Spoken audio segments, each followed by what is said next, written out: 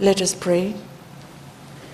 O God, we come together in your name in this Parliament to debate our nation's affairs and pass laws for the betterment and welfare of all Fijians. Guide us in our deliberations and grant us the wisdom to do what is just and fair. We ask you to bless our beloved nation and grant every Fijian peace, prosperity, and equal opportunity. Help us to serve our citizens with honesty, integrity, and without fear or favor, to keep the trust of those who have sent us here.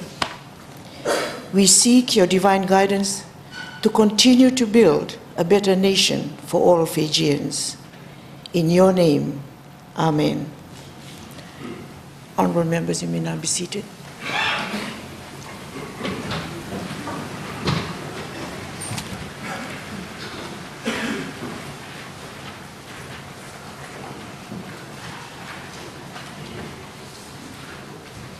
Secretary General. Item number 2, confirmation of minutes. I now call on the Leader of the Government in Parliament.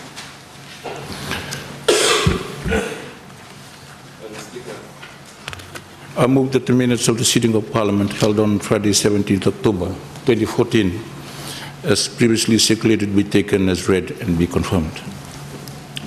Thank you. Do we have a seconder? Madam Speaker, I beg to second the motion. Thank you. We will now move to a vote on that motion. Open the vote.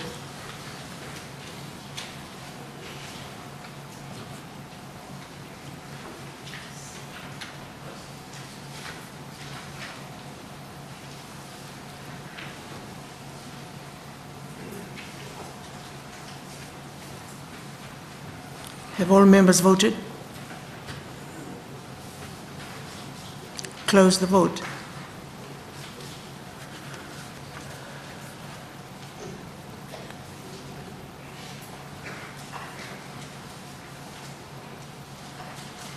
Secretary General.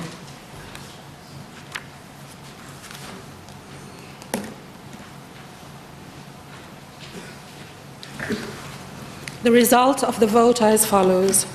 Ayes 49, no 1.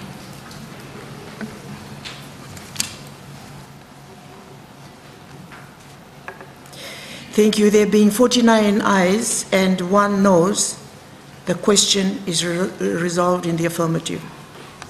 Secretary General. Item number 3, communication from the Chair. I would like to extend a very warm welcome to all our guests in the public gallery on this very important day. Thank you for your attendance.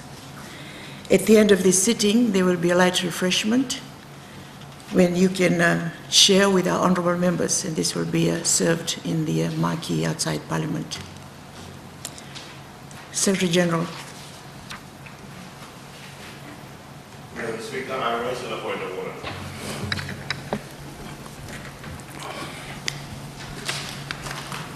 Thank you. You have the floor. I refer to Standing Orders 99.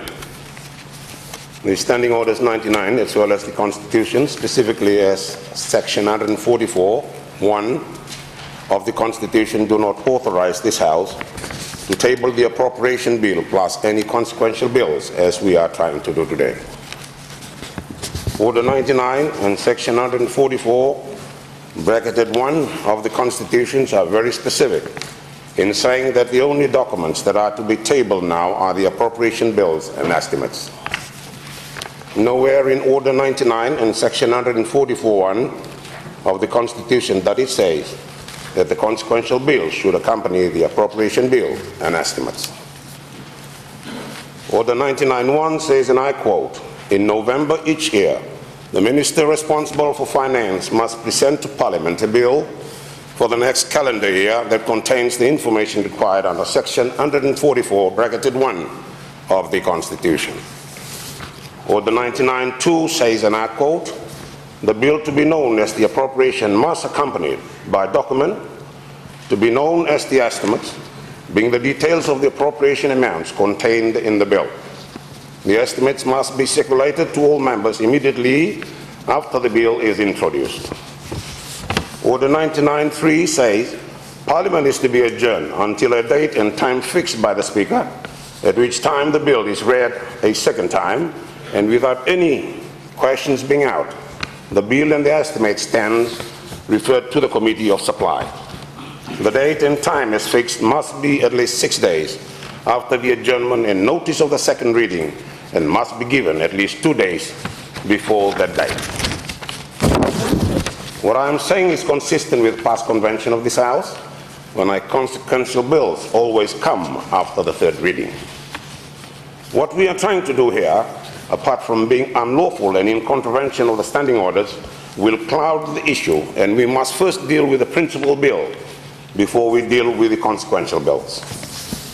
Bearing in mind that the consequence of merging the two will imply that the budget has already been passed before debated. We oppose the introduction of the consequential bill in reference to Standing Orders 51 because they are not urgent. By virtue of Standing Orders 99-1, financial procedures, that we are in the right period of time to discuss the old budget process. Madam Speaker, we need a ruling on this before we proceed.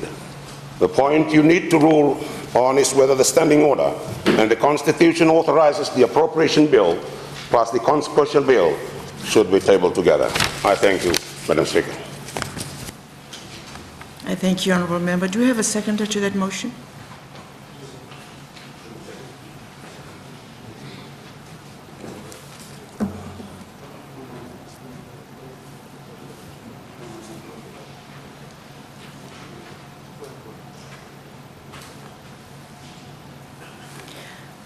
Thank you. I invite a debate on this.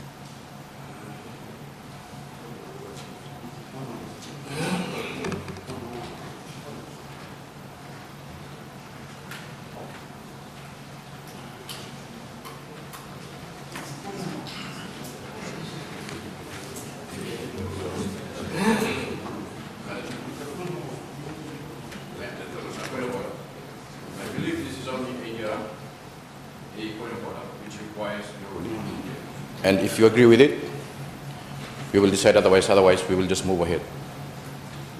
It requires a ruling from the chair, not a debate.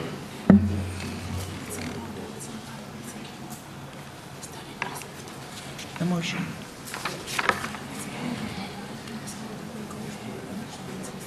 Otherwise, then,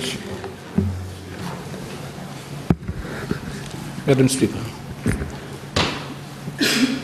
perhaps if it will assist you to maybe adjourn the House shortly, for a few minutes, to help you in your deliberations in terms of the point of order being raised by the opposition whip.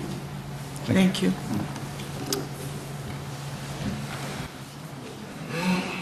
We will give 2 minutes.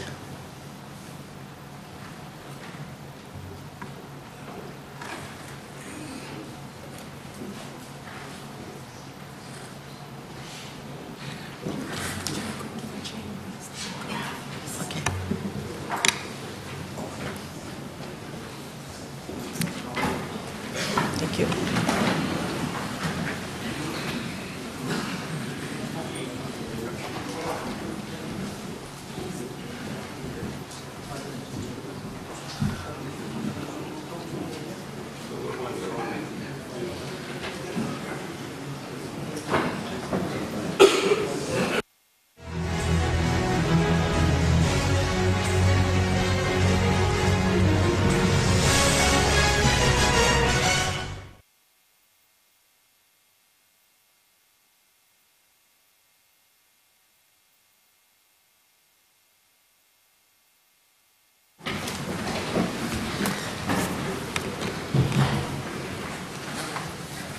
I thank you for your patience.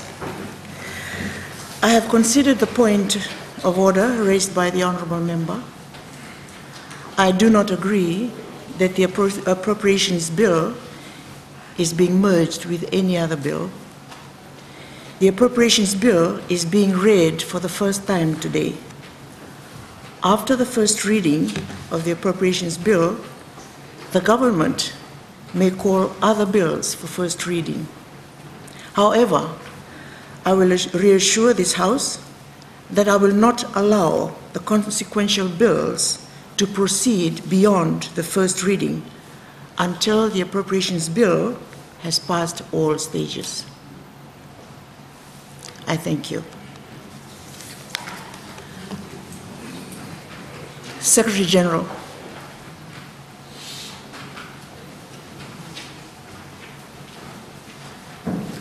Item number 4, motions by members of the Business Committee. Leader of the Government in Parliament. Madam Speaker, I beg to move that under Standing Order 6, so much of Standing Order 68 and 84 be suspended so that to allow the Minister for Finance to address the Parliament on the presentation of the appropriation bill and for no time limit to apply on his address. Thank you, Madam Speaker. Thank you. Do we have a seconder? Madam Speaker, I beg to second the motion. Thank you. We will now move to a vote on that motion. Open the vote for 30 seconds.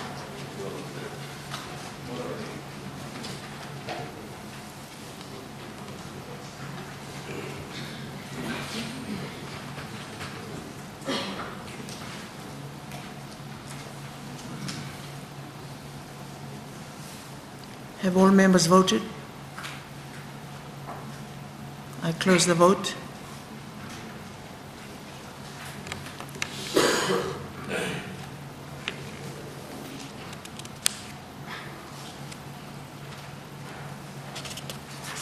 Secretary General.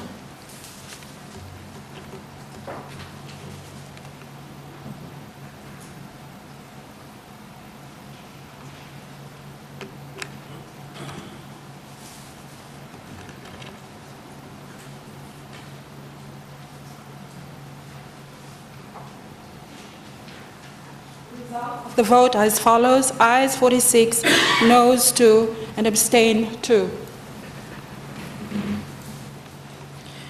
There being 46 ayes and 2 noes, the question is resolved in the affirmative.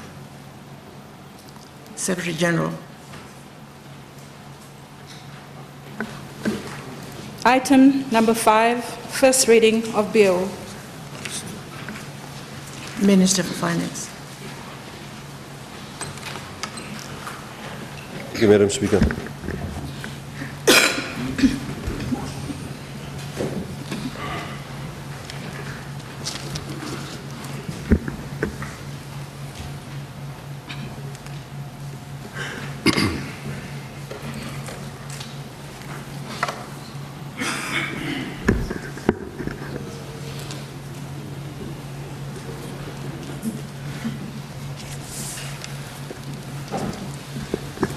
Madam Speaker, it is my honor today to deliver the 2015 budget, the first in our new democracy, the first in this new parliament, and the first budget of the Fiji First government.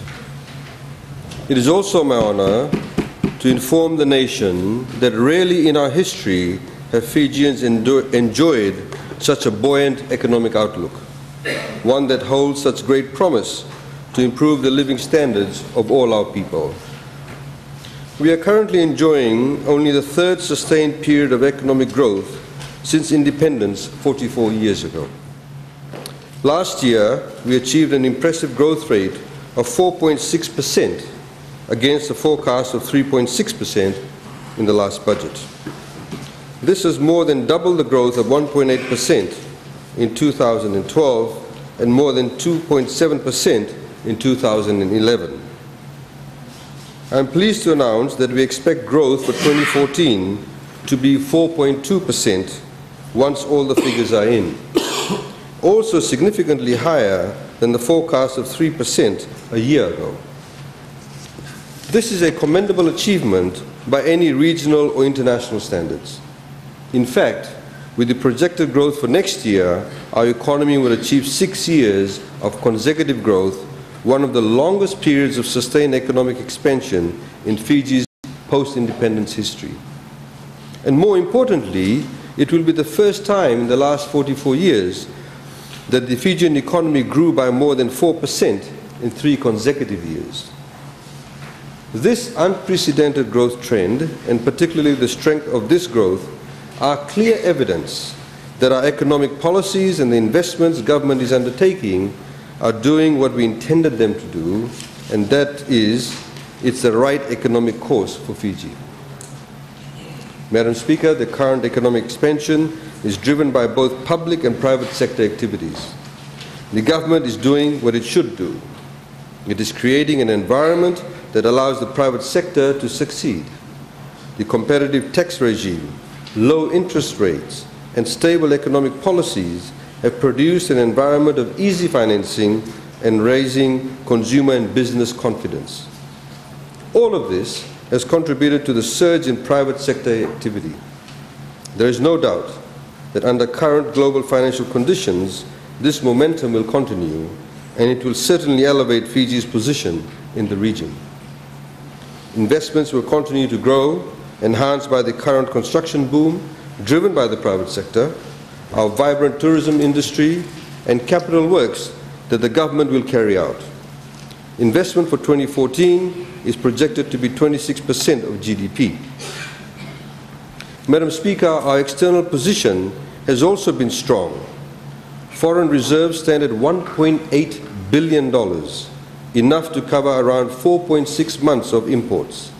I again wish to highlight that since 2009, our foreign reserves import cover has consistently been above 4 months. This is another record. We have never maintained such a strong foreign reserves position for a straight 5 years. This comfortable foreign exchange cushion is no accident. Government has worked tirelessly to strengthen Fiji's balance of payment situation and has taken decisive actions to ensure that Fiji's economy is not held hostage by a lack of hard currency. Government has made it a priority to boost our exports and reduce the trade deficit. This policy has not just produced jobs, it has allowed the Reserve Bank to ease exchange controls, which gives all Fijians more freedom to spend their money as they choose. Madam Speaker, inflation stood at a low 0.3% at the end of October. Year-end inflation is projected at 1.5% for this year. With our healthy reserves position and low inflation, the Reserve Bank has been able to maintain an accommodative monetary policy stance over the last few years. As a result, interest rates are at historically low levels. This has sustained lending in the economy, which makes it easier for businesses to invest, which creates more jobs, which leads to more savings and consumption. Madam Speaker, I think we all get the picture. Madam Speaker, our exports have been growing and are projected to increase by 8% this year and another 3.5% in 2015. This growth is broad-based, with all major exports expected to increase. Imports are also projected to increase next year by 6.6%, which is in line with our strong economy. Visitor arrivals are also projected to increase to more than 701,000 next year, and we expect total tourism receipts to exceed $1.4 billion next year. Personal remittances from abroad have also been increasing, which sustain or assist many families and inject important cash into the economy. And of course, they contribute to a favorable balance of payment situation. Madam Speaker, the 2015 budget will produce more strong economic performance because it rests on a sound macroeconomic foundation, and as we will see, it targets investment to areas that encourage economic activity and growth, improve safety, increase living standards, and lift the poor and marginalized.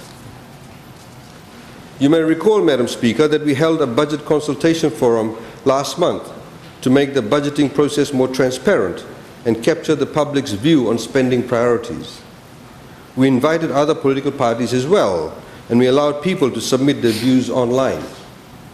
The forum was an enormous success, and I can assure you and my colleagues in Parliament that the public helped us shape this budget. Further, this year's budget document contains a narrative section that explains how each activity of the government, down to the smallest one, uses the funds it has been allocated. As announced publicly, we will put in place a 5-year development plan which will be completed at the end of the first quarter of 2015. The Budget Consultation Forum provided us some valuable insights for the plan, and indeed, further consultations will be held before the plan is finalized. We hope members of the other side of this Honourable House will find the time and goodwill to contribute to this national agenda. Madam Speaker, we expect total revenue to reach $3.1 billion in 2015 and total expenditures to be $3.3 billion. The estimated net deficit for 2015 is $2,139 million, equivalent to 2.5% of GDP. We would prefer no deficit, of course, but this is a healthy and sustainable level. Government debt currently stands at $4 billion, equivalent to 49.8% of GDP. With the 2015 budgeted fiscal deficit and growth outlook, we expect to reduce total debt to 48.7% of GDP next year. Government's operating expenditure stands at $1.9 billion, while a sum of $1.3 billion is appropriated for capital expenditures in 2015. The 30% increase in capital expenditure now brings government's capital investment to 41% of total expenditure. Madam Speaker, government is committed to ensure that public debt is prudently managed. A reform plan has been formulated with assistance from the World Bank to ensure efficiency and efficient treasury management, institutional strengthening, and capacity building. The global bond is also maturing in 2016. The balance in our offshore sinking fund account currently stands at US $117 million. Given the favorable international market conditions and the re-engagement of multilateral development partners, such as ADB and the World Bank, government is exploring the best options, keeping in mind our debt position, outlook for foreign reserves, and interest rates. Discussions with the Asian Development Bank to secure a concessional loan of US $100 million for investment in transport infrastructure for the next 5 years is also in advanced stages. The ADB has offered an extremely competitive interest rate package and a package of technical assistance. Madam Speaker, our economic performance is no blip or spike on the graph, but a consistent and upward movement. Fiji is on the move. Our progress is sustained. It is indisputable. And if we can keep our focus, keep Fiji moving, the possibilities are limited only by our imagination. Our current standing in the international community is unquestioned and unprecedented. I rise in this chamber in a week in which the leaders of the two most populous nations on the earth, India and China, are gracing our shores. That the leaders of more than 2.5 billion people see fit to visit a nation of less than 1 million people is a testament to Fiji's stature. Great things are expected of us. We expect great things of ourselves. Moreover, the growth of our economy comes at a time of severe challenges in the global economy generally and in the economic position of many of our neighbors. So we can take great satisfaction as a nation from our performance. Madam Speaker, all of this is because of the hard work and consistent policy settings of the Bainimarama government. We do not believe in the gimmicks or quick fixes. We know from our own experience and the experience of other countries that managing our economy requires us to be smart, flexible, and adaptable, and never to be slaves to ideology. We set our economic policy settings to local conditions and changing circumstances, not to global fads or the prescriptions of individual economists or for experimental purposes. We know from experience that in Fiji, economic growth flows from stability and consistency, from consistent policies that encourage the private sector, domestic and international, to invest with confidence and create the jobs that many of our people need to prosper. It also flows from creating partnerships, for government to work closely with the private sector to establish economic conditions that are pro-growth and provide greater incentives for investment. We'll continue to do that, and technology is a prime area for cooperation. Fiji is expediting an uptake of technology, and government, business and academia working together can fast-track it even further. As a nation, we need to weave technology into our daily lives. It is good for business, it is good for government, it is good for service delivery, and it is good for the country. It will make us more competitive and attractive to investors and will prepare our people for anything the modern economy brings. We all need to be more computer literate. We need to become one with technology. That is what we mean by an uptake of technology. We mean that we must exist with it at a whole new level. Still, Madam Speaker, something is missing. Real growth and innovation need institutions willing to take financial risks, something that has been missing in Fiji. We have been in discussions regarding the creation of a venture capital funding institution with government participation to finance new ventures.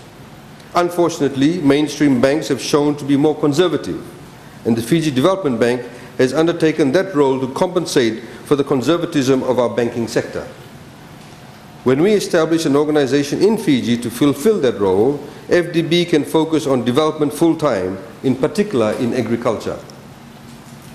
The international community has endorsed our overall management of the economy, so we intend to maintain our economic framework in which lower taxes and investment incentives stimulate the private sector and are accompanied by public investment in better infrastructure and in the education that is needed to produce a smarter and skilled workforce. This will oil the wheels of the Fijian economy and make it more efficient. Madam Speaker, a national budget is not exclusively a financial document, although it provides financial guidance. It is really a statement of intent. It is the government in action, turning its philosophy into programs and its promises into deeds. Over the last 3 years, the Bainimarama government has done 3 things with the budgets we have presented. We have rationalized funding across the board to ensure that all sectors of society are treated fairly and all necessary activities are funded. We concentrated funding in a few high priority areas that needed immediate attention. We have sought out ways to correct past oversights or injustices, to make people feel whole, to pay past debts, or to fulfill forgotten promises. We will do that again in 2015. We will continue to develop and expand our infrastructure program and build our national capacity through our education revolution. And as I will outline shortly, we will also expand our reform program into 2 new areas. The first is a major investment to improve the quality of our health system. New hospitals, more doctors, more nurses, more allied workers. The second is the commencement of a major overhaul of the civil service to make it more efficient and responsive. We will do all of this with the assistance and cooperation of our development partners. Madam Speaker, no government can put its ideas into action without an able and professional community of public servants who have the education, skills and experience to deliver on our ambitious development agenda. Fiji is dispersed across so many islands, and our public servants have to be especially innovative, responsive and dedicated. They also need to be able to leverage new technologies, including mobile communications. With the support of our development partners, we will enter a transformational phase that brings out the best in our public servants. 2 years ago, the Honourable Prime Minister, as Minister for Finance, announced the biggest infrastructure spend in Fiji's history to tackle one of our biggest infrastructure challenge, the state of our roads. Since then, we have invested more to develop and improve these vital arteries in our economy, on which the free flow of people and goods and services depend.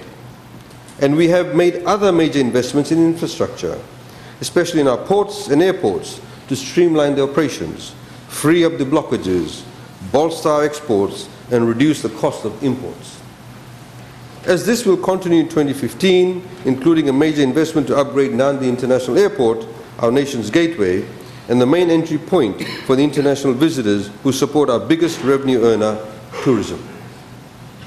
Madam Speaker, last year we announced the biggest spend in any Fijian budget on the biggest investment any Fijian government has ever made. A landmark breakthrough to provide our young people with free schooling at primary and secondary level, plus scholarships and a tertiary education loan scheme. With this bold program, we establish once and for all that no poor child will ever be denied the opportunity to receive a proper education. Poverty must be a temporary condition, and education is the weapon of its destruction. By doing this, we have broadened the horizons of every Fijian child, given hope to every Fijian parent, and made a gift to the Fijian nation. Madam Speaker, in 2015, we will have 142 more teachers in our primary schools, and 206 new teachers in our secondary schools, and embark on major initiatives in curriculum development. And as we have already flagged, we will extend our free schooling program to the nation's preschools. By funding students attending accredited preschools in the final year before moving on to primary school, we are equipping them better and earlier for what we hope will be years of continuing education. We want to instill a culture of learning in every Fijian, because that is the key to becoming a smarter and skilled country. As the Honourable Prime Minister stated, nothing that the Bainimarama government has ever done is more important than ensuring the future well-being and prosperity of our people, or the future well-being and prosperity of our nation. We are building a smarter Fiji, a Fiji with an even more educated workforce able to compete in our region and in the world. To this end, in 2015, we are establishing a number of dedicated technical schools or institutions to supplement our existing technical colleges and universities. It is all part of a long-term investment in our future that is bold, socially responsible, and economically justifiable. More than any other of our initiatives as a government over the past 8 years, it is a statement about our values and where we want to take the Fijian nation, into the ranks of the clever countries. Those nations acknowledged for the skill sets of the people. Citizens of the world, not just of their own nations, smart enough to compete against the best. Madam Speaker, this year we will concentrate on some needed resources on health, security and water. This budget funds the beginning of a major reform program through which we will hire 150 new doctors, 200 new nurses, and 91 other health workers such as lab technicians and pharmacists. We will open new hospitals and renovate existing ones, invest in new equipment and laboratories, develop the means to treat more serious health problems here in Fiji, and take health services to rural areas by opening clinics and nursing stations. We will also use technology, including remote diagnostics. We have increased capital grants to the Water Authority of Fiji by a huge amount, nearly $99 million, in a concentrated effort to eliminate most of the impediments to ensuring that all Fijians have access to clean water and adequate sanitation. The total budget for the Water Authority of Fiji for 2015 is $239 million. Madam Speaker, the people cannot wait through endless budget cycles for clean water.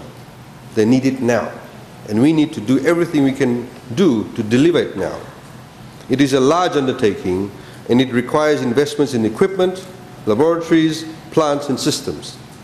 We can't do it overnight, but we have to begin now, and we have to concentrate resources to do as much as we can, as soon as we can. The last concentrated effort I wish to point out here is the need to deliver better security and more effective justice. We are investing heavily this year in technology to help the police solve crimes, coordinate their efforts, fight international crime, and keep people safe in their beds at night. we are investing heavily in police science, dedicating close to $1 million for forensic laboratories, equipment and training. Science is a key to better justice. Modern forensics, properly administered, catches more criminals. And there is another beneficial effect. It reduces the number of wrongful convictions. It is not enough just to put someone in jail. We only get justice when we convict the right person of the crime.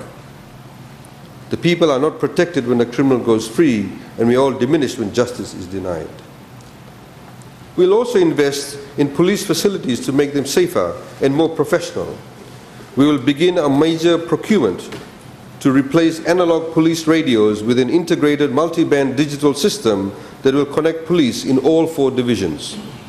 New traffic management equipment, including cameras, will keep the roads safer. We are funding an integrated border management system that will enable us to combat international crime, terrorism, drug trafficking, trafficking in persons, and fraud. Our police work with police organizations from all over the world, and they need to be just as prepared and well equipped as the police in developed countries. And what of the unfinished business? The repaying of old debts and the drive for fairness and justice for people who had been forgotten, Madam Speaker. Last year we committed to compensate women who had been shortchanged on their government pensions because they hadn't been credited for their years of service before they got married. The Prime Minister, Madam Speaker, this morning distributed checks to some of these women. And there are a few examples for 2015. The government has put together a financial assistance package for Fiji's Christmas Island veterans who were exposed to nuclear radiation while serving on Operation Grapple between 1958 and 1960. They served well and they were exposed to dangerous radiation. Although Fiji was a British colony at that time, we have a debt to our fellow Fijians and it must be paid. We also are adjusting the pay for police officers whose salaries were adjusted in 2009 due to the government's job evaluation exercise. Other security agencies had implemented the G retrospectively, but the police agencies did not. They will now receive a lump sum payment to make up that shortfall, to make up the difference, putting them on par with other security agencies. Retired government workers were overlooked when government workers received pay rises in 2012. We will increase the annuities in 2015 by 20%. And this includes former prime ministers, members of parliament, and civil servants, and the members of the judiciary. My last example of unfinished business is rural electrification. It may be more expensive to deliver electricity to homes in sparsely populated areas, but we believe it is unjust to force rural dwellers to pay huge fees to connect to the national grid. It is no wonder that so many of our rural citizens are without electricity or power when they might have to pay thousands of dollars for installation. If we are a community, then we can come together to share that burden with them, and we will, and we must. Madam Speaker, no government in our history has done more to transform Fiji for the better, to lay the policy framework for a modern nation state. As the Honourable Prime Minister recently told the United Nations General Assembly, more laws have been passed to improve our standard of governance in Fiji during the past 8-year period than in the entire 36-year period since independence. Furthermore, no government in our history has done more to give the Fijian people access to basic services. Indeed, service delivery has been one of the defining features of the Bainimarama government. We deliver, we serve, and the Fijian people recognize that by giving Fiji First a landslide win in the September elections.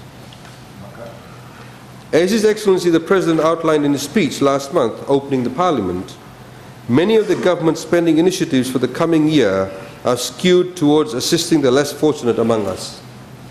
As our economy grows, we can embark on more programs to address disadvantages and take the cost of living pressure of low-income earners. But we also need to do more to streamline and improve our service delivery, or as this budget theme puts it, turning promises into deeds. Madam Speaker, a centerpiece of this budget is the commencement of a major overhaul of government's principal instrument of service delivery, the civil service, to ensure that it meets international best practice, delivers what government decides quickly and efficiently, is prudent with public finances, and plays a more effective role in national development and the growth of our economy. In 2015, with the support of some of our development partners, a team of international consultants will move into the civil service and dissect its functions, working with it, not against it, to evaluate its performance. As the Honourable Prime Minister has already stated, this is not a purge, and most civil servants have nothing to fear. But it is abundantly clear from the Auditor General's reports that some of our existing processes are deficient, and we need to fix them. Our vision for the nation calls for skilled, professional, and accountable civil service. But that requires something of government leaders. We have to ensure that the systems that civil servants work in, the technologies they work with, and the rules of administration that they follow encourage and support them. That will be the game changer in our ability to deliver services. Our citizens expect more from our governments. They expect more services. They expect faster services, and they expect government to be responsive and to care about them. We cannot let them down, Madam Speaker. We believe our civil service will rise to this challenge as long as we design the right system, the right processes, and the right incentives. Madam Speaker, there are 4 keys to transforming the way we serve our people. First, we must improve the leadership in public service with a strong cadre of public service managers. Secondly, we have to lift staff performance by helping employees develop their own skill sets. Civil servants have to work in an environment where effort and hard work are recognized and indeed rewarded. Many departments will need to restructure to keep in line with developments in the global economy and indeed developments in our own economy, and enable our country to overcome the challenges that the global economy poses for a small island state. Third, we need to start a revolution in the way we deliver services through new technologies and new government centers, through mobile devices and the internet. We have already gotten a start on that here in Fiji with our telecenters and online services. In the future, all services that can be delivered electronically and at a distance will be. Finally, we have to be able to recruit and retrain the best possible people and retain the best possible people. Public service is a noble calling. It deserves respect and proper compensation. Respect and compensation that is earned through performance and accountability. Madam Speaker, this government will transform the way citizens interact with the government. We will transform the way services are delivered. This will require innovation and leapfrogging into the use of new technologies. This will require our departments and agencies to reorganize themselves and for civil servants to reskill themselves. This is what our citizens deserve. It is time to address the deficiencies that have plagued successive governments once and for all. Fijians are entitled to expect that their hard-earned tax dollars are used to maximize advantage. So we are instituting a range of measures to make the system more transparent, more accountable, and more efficient. To achieve this, we will strengthen the ability of civil servants across the whole of government to manage finances, audit programs and accounts, procure goods and services, among other responsibilities. We will ensure that we are able to attract the most talented professionals to work in these areas in government, pursue their careers in government, and be rewarded for their labor and dedication. Civil service reform will go hand in hand with reform of procedures like procurement. We will retool our thinking to look for best long-term value rather than simply go for low prices. Government is too important to use shoddy goods and work out of poorly built and maintained buildings that were not designed for that purpose. In that regard, we are in early discussions with the Fiji National Provident Fund to lease to government modern, purpose-built structures. By operating out of buildings that were designed for the work of each ministry, government will be able to be more efficient. Civil servants will have more pride in their work, and the public will have more pride in their government. All Fijians would also benefit from the revenue FNPF could earn as a major landlord to the government. in the area of education, Madam Speaker. The 2015 budget will build on our decisive and bold investment in the education sector that we started in 2014 and continue our drive to give all Fijian students access to free, quality education at all levels. Madam Speaker, the total funding for the education sector has been increased to $556 million in the 2015 budget. This is an additional investment of $30 million compared to this year and accounts for around 17% of the total budget. The revolutionary investment, Madam Speaker, towards building a smarter and more skilled Fiji and providing free education for both primary and secondary school education has proved to be one of the greatest achievements of the Bainimarama government. We will continue to build on this achievement. Madam Speaker, the free education program, free textbook program, and the free bus fare scheme has provided needed financial relief for parents, and its impact on the education of our children has been almost immediate. Enrollment in schools has increased this year by 3%, and daily attendance has also improved. School facilities have been upgraded with new investments in IT equipment, libraries, and building upgrades. All this will lead towards the creation of an environment that supports good teaching and encourages learning. Government has allocated $35 million for primary education and $31.4 million for secondary schools in order to continue the free education initiative and to encourage parents to keep their children in school. While the grant allocation to schools will continue to be generally aligned to the number of students, government will also take into consideration the location and economic status of schools. This will ensure that increased funding is provided to disadvantaged and remote schools in the rural and maritime areas that need more financial assistance. Madam Speaker, government will also provide flexibility on the use of the school grant. This will mean that if a school has a well-maintained and proper building facility that does not require much repair or upgrading, the maintenance component of the grant could be applied to improving library facilities or IT infrastructure.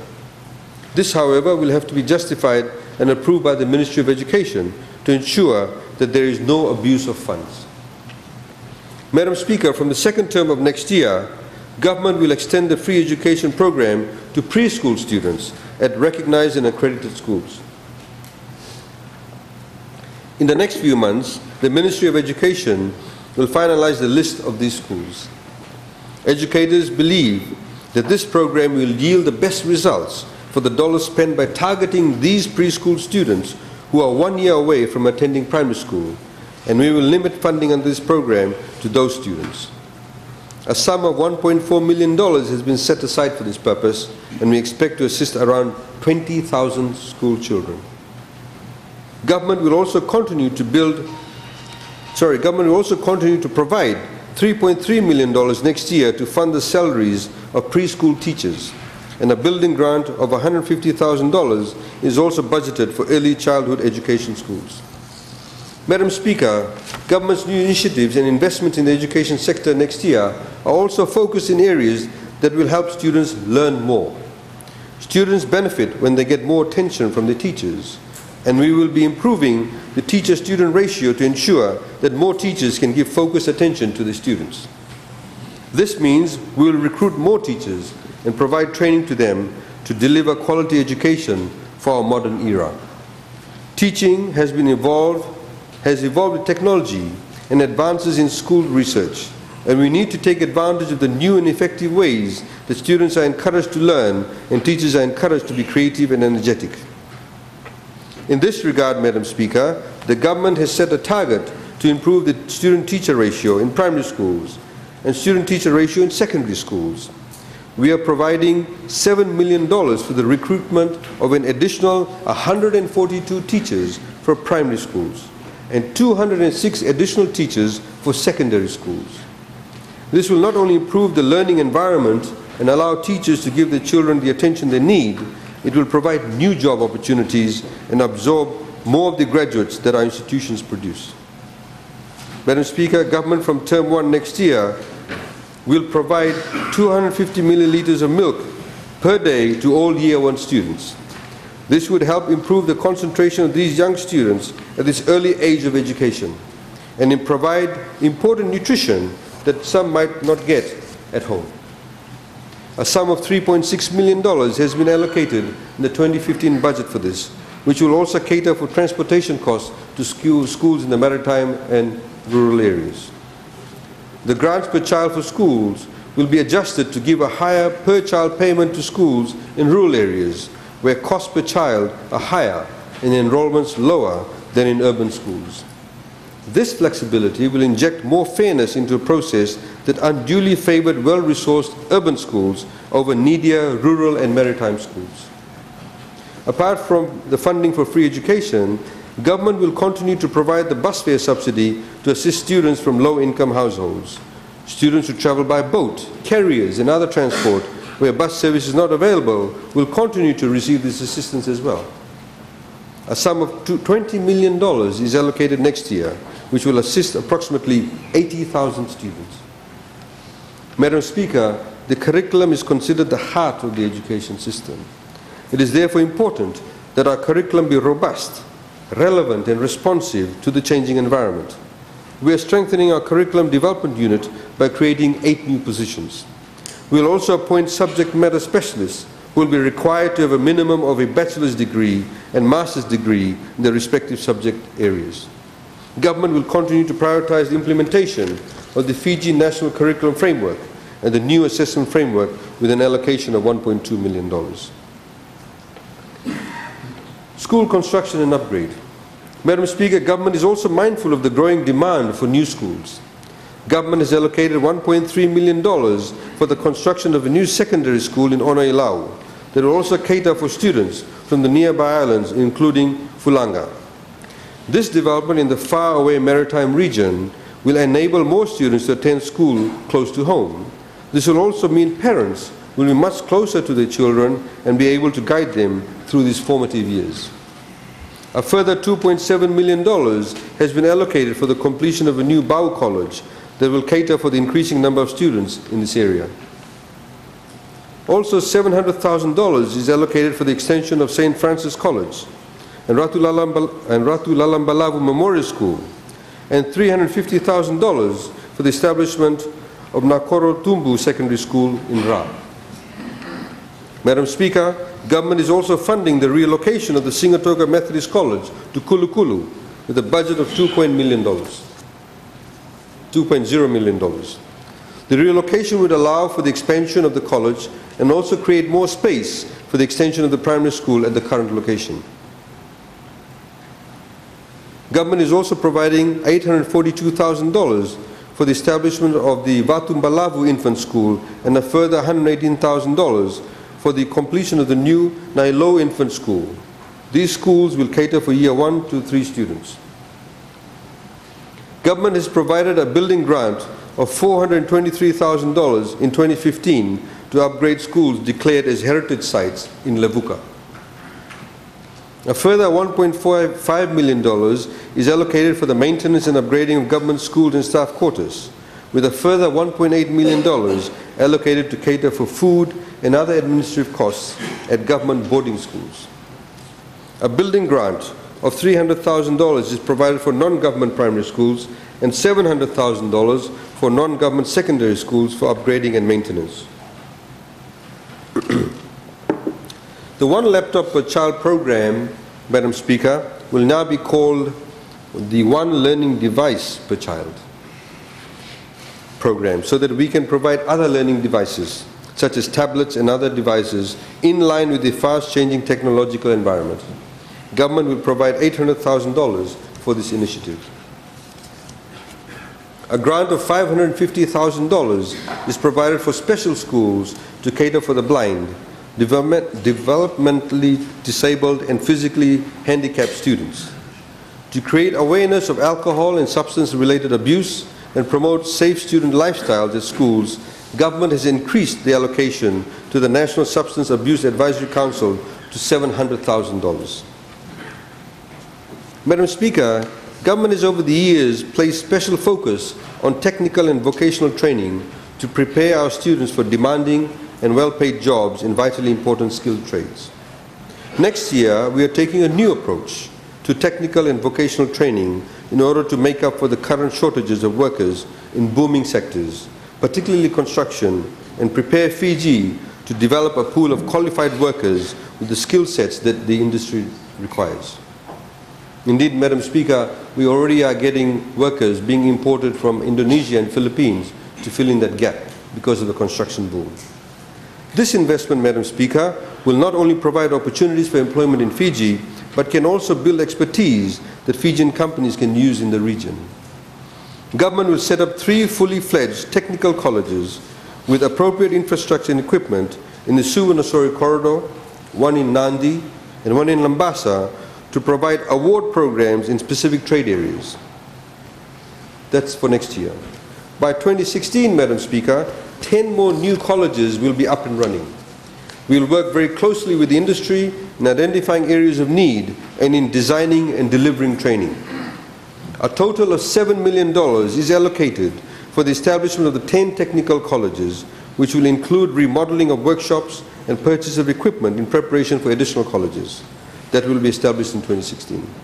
For the maritime region, the full vocational courses will continue to be provided at mainstream schools. These colleges will also cater for short-term training to meet immediate demands from various sectors. A funding allocation of $1 million is provided for the Life Skills Training Program next year. A tuition-free grant of $1.3 million is provided to cater for technical and vocational students at these schools. Madam Speaker, Government will continue the Vocational Education Training Scholarship with a budget support of $2.6 million in 2015, and will provide $1.8 million for vocational training in rural and maritime regions. These programs will continue to be administered in collaboration with the Fiji National University. The Tertiary Education Loan Scheme, or TELS, introduced this year will continue, but with further streamlining to make it more efficient and responsive to student needs. A sum of $52.5 billion is allocated for the Tertiary Education Scheme for the next year. This includes funding for the Toppers Scheme and the provision of our low-interest loans for tertiary education. All students meeting the admission requirements at any tertiary institution will be accommodated. Madam Speaker, I am pleased to report that students from the technical colleges, which will be established from next year, will also be eligible for TELS beginning next year. Apart from this, an increased allocation of $12 million within the TELS allocation will be allotted to cater for accommodation, transport, and other expenses for students. We will continue to provide 600 full scholarships under the Topper Scheme for high achievers to pursue tertiary education in the government's priority areas. In addition to the funding for TELS, $15.7 million is provided to continue funding for existing students who were awarded scholarships under the old system prior to the introduction of the new tertiary education scheme. This will eventually be phased out as students under previous scholarships schemes complete their studies. Madam Speaker, Government will also continue to support higher education institutions under the new funding model that was adopted this year to ensure a more level playing field. For 2014, the University of the South Pacific will be provided an operating grant of $36.6 million. The Fiji National University will receive an operating grant of $38.6 million, and the University of Fiji will be provided with $2.5 million. In addition to its operating grant, FNU will receive a capital grant of $4 million for the construction of its Lambasa campus. Madam Speaker, these enormous funding allocations towards the provision of quality education for early childhood, primary and secondary school, and technical and vocational and higher education is in line with the right to education enshrined in our Constitution and the Government's commitment to honor and protect this fundamental right for all Fijians.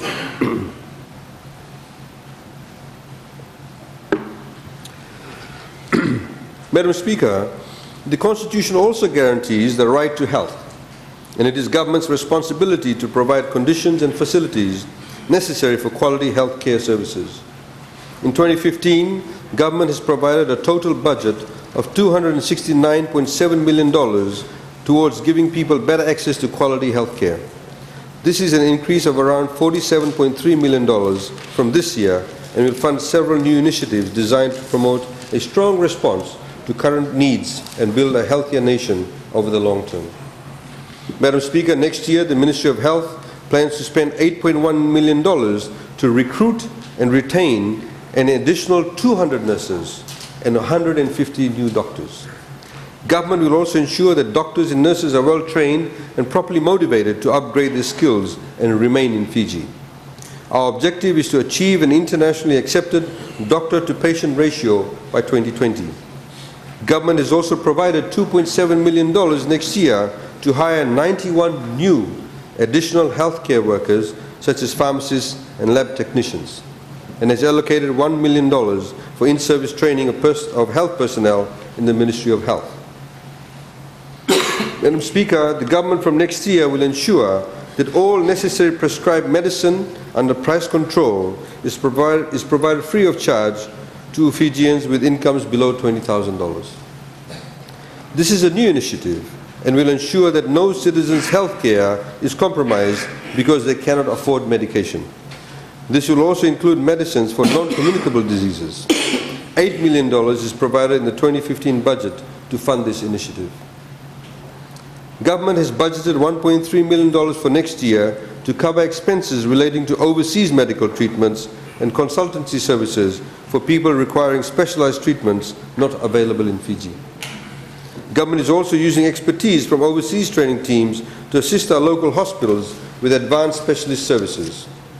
For next year, $500,000 is allocated to cater for such overseas visiting teams. Government will also provide $1.5 million to charter aircraft to evacuate patients who suffer life-threatening medical emergencies. Madam Speaker, Government will also undertake a number of capital projects in 2015, some of which are already underway to modernize our health facilities. Government is providing $17.5 million in the 2015 budget for the construction of the new 55-bed Bar Hospital, which commenced this year. This public-private partnership arrangement with the Bar Chamber of Commerce is a good model for private sector collaboration in improving the delivery of health care. $4 million is provided for the construction of the new Nosori Hospital, with another $5.5 million allocated for the construction of the 10-bed low-risk maternity unit in Makoi. The relocation of the Naulu Health Center will be undertaken at a cost of $850,000, while $200,000 is allocated for the site works for upgrading the Valelevu Health Center. Madam Speaker, Government is providing $6.5 million in 2015 to overhaul the Lautoka Hospital Accident and Emergency Department and make it more modern, efficient, and patient-friendly. This project is expected to be completed by next year. $2.2 million, Madam Speaker, is budgeted to upgrade the Kayasi Health Center, and with a further $2.4 million provided for the upgrade and extension of the Rotuma Hospital. Madam Speaker, Government will also continue with the extension of the CWM maternity unit and has provided $3 million for the civil works next year. This project involves the construction of a new 224-bed unit that will cater for the rising demand for maternity services in Suva. The construction of new healthcare facilities will bring health services closer to all Fijians and ensure that timely medical assistance is provided.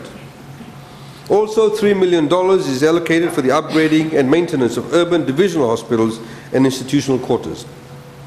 Government has provided $1 million for the maintenance of health centers and nursing stations, and a further $300,000 for the purchase of equipment.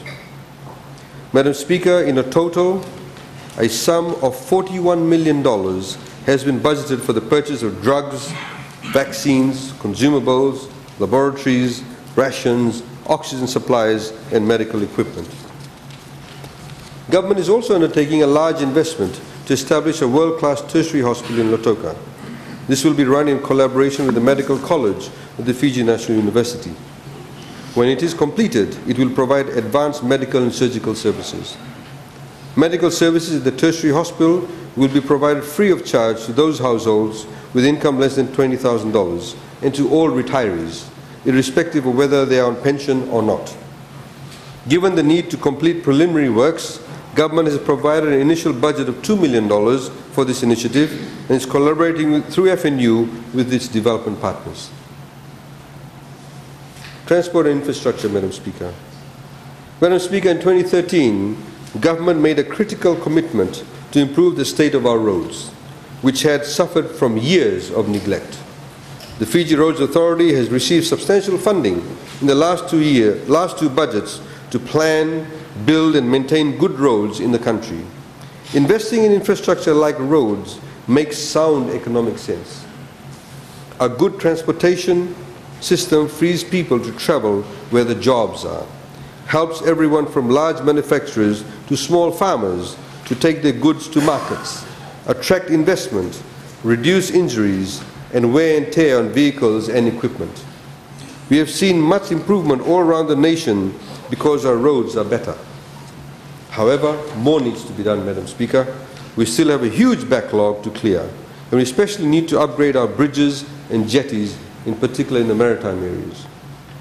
Madam Speaker, reducing this backlog and meeting the increasing expectation for improved services will require a much larger investment this year.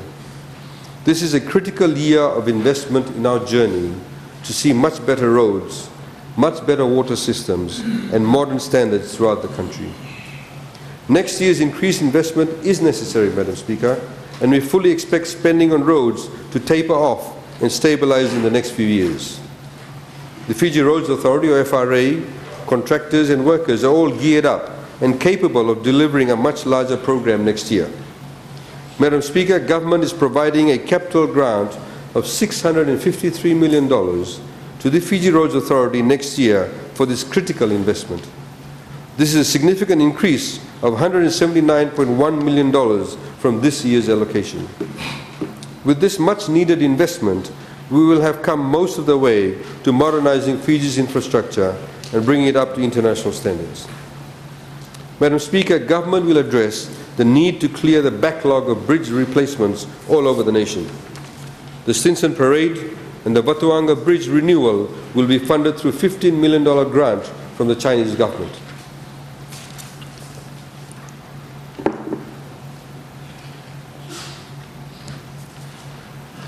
Major work will continue on road projects in Nambuwalu, to Draketi, Moto to Budha Bay, and Sawani to Seria, all funded by the Exim Bank of China. Total funding allocation of $103 million is allocated for these projects. Madam Speaker, we have also provided funding for the Nandi to Lautoka 4-lane project. Demand for the expansion of road network is necessary because of increased development activity and greater movement in this area. An increased allocation is also being provided for the maintenance and renewal works all around the country. This is essential to clear the backlog again and ensure that our investment in roads is protected by not having to take on the burden of additional and unnecessary long-term rehabilitation costs. Madam Speaker, government next year will launch an initiative to put up street lights all around the country, near villages, police posts, shops and marketplaces. This investment, while beautifying and making our roads safer, will also create opportunities for local communities to engage in productive business activity at night, and it promotes safety. Government will also undertake a nationwide survey and consultation process to get further information on the travel behavior, mode of transport around the country, types of vehicles, and other pertinent data to assist with future planning of developments in the transport sector. $750,000 is allocated towards this under the National Transport Database and Transport Planning Software allocation. The Land Transport Authority has provided an increased operating grant of $14.9 million for next year. This will cater for salary adjustments after the job evaluation exercise undertaken by the authority. A capital grant of $3.4 million is given for the purchase of vehicle inspection equipment, repair and upgrading of way bridges, and construction of the new Lambasa office, which suffered a fire this year. Madam Speaker, government is also investing to improve transportation to our maritime region. Government has provided an increased allocation of $2.4 million for the shipping franchise scheme. The increase will cater for increased frequency of services to remote and uneconomical shipping routes subsidized by government. $800,000 is provided for upgrading of existing government shipping vessels. $850,000 is also provided for upgrading of government wharf infrastructure An additional $800,000 will go towards the dredging of the wharf entrance. Government is providing $30.1 million, the final installment of the purchase of a vessel to service our maritime area. The Maritime Safety Authority of Fiji, or MSAF, is provided an operating grant of $2.2 million and a further capital grant of $3 million next year. An operating grant of $3 million is provided to the Civil Aviation Authority of Fiji for air transport services and a further $1.68 million for subsidy to serve uneconomical domestic routes. We are also allocating $200,000 for preparatory works for the Rotuma airstrip and another $300,000 for upgrade works at other airstrips around the country. Madam Speaker, Government will continue with its program to ensure that all Fijians are provided access to clean and safe drinking water. It is a right guaranteed by our Constitution, under our Constitution. The demand for water has been increasing along with the increasing development in the major urban centers in Fiji. It is critical to identify new water sources and undertake increased capital investment to cater for this demand. The Water Authority of Fiji has been provided, as stated earlier, a grant of $239.2 million in 2015. This is an increase of $99.6 million. The capital grant is increased by a substantive $95.1 million for next year, with the Water Authority provided a total of $176.1 million for capital works. $63.2 million is provided for the operation of the authority, an increase. Madam Speaker, next year, Government will undertake a major investment to ensure that clean and safe drinking water is available in rural areas. We have allocated $2 million for the installation of ecological purification systems in water sources used by rural communities to purify water that will be safe for drinking. Madam Speaker, Government will also provide 91,250 litres of free water annually to households with income less than $30,000 from next year. The Water Authority of Fiji will manage this initiative, and the operational framework will be finalized very soon. Madam Speaker, Government is also committed to improve access to electricity to those who currently are unconnected. Government is increasing the budget provision for rural electrification projects to $19.5 million to cater for the extension of electricity supply, solar system installation, and house wiring. This is an increase of $9.5 million, Madam Speaker. Government will make sure that all community projects where deposit has been paid is pursued urgently and all backlogs are cleared next year.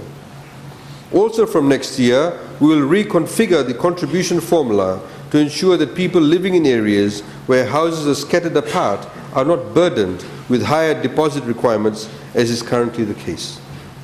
Government will bear the cost to ensure that every household is connected affordably and fairly.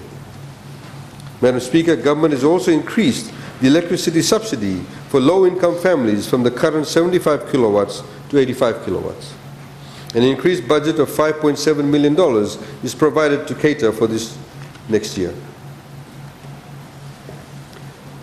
Grid extension will also be undertaken in various areas, including in Korotasere, Takaimalo, Dawaisamu, Burewai. All of these projects will come on stream next year. A sum of $2.7 million is provided for this in next year's budget.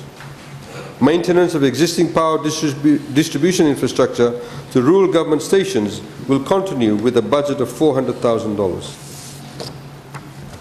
Madam Speaker, Government has been undertaking investment to expand our supply of energy from renewable sources and reduce dependency on imported fossil fuels. $800,000 is allocated for the Somosomo Hydro Project, which includes funding for maintenance of road access, line construction, house wiring, and other logistical costs. This project is co-funded by the Chinese government. Government is providing $625,000 next year to establish an accredited biofuel testing laboratory in partnership with the University of the South Pacific. This would include the purchase of equipment and consumables and provision of training and accreditation. Government has provided $275,000 for renewable energy development projects, $400,000 for biodiesel implementation projects, and $200,000 for biogas development in rural areas. $450,000 is allocated for the Bukuya hydropower scheme. Madam Speaker, the government is preparing a process to import fossil fuels such as petroleum and gas. Government will call for international tenders for the supply of fuel, which will enable us to negotiate lower prices and pass savings to consumers when local oil companies procure fuel from government. This new initiative will ensure stability of fuel pricing in Fiji and will ultimately lower both the cost of doing business and the cost of living. $250,000 is allocated for this purpose to finalize these arrangements.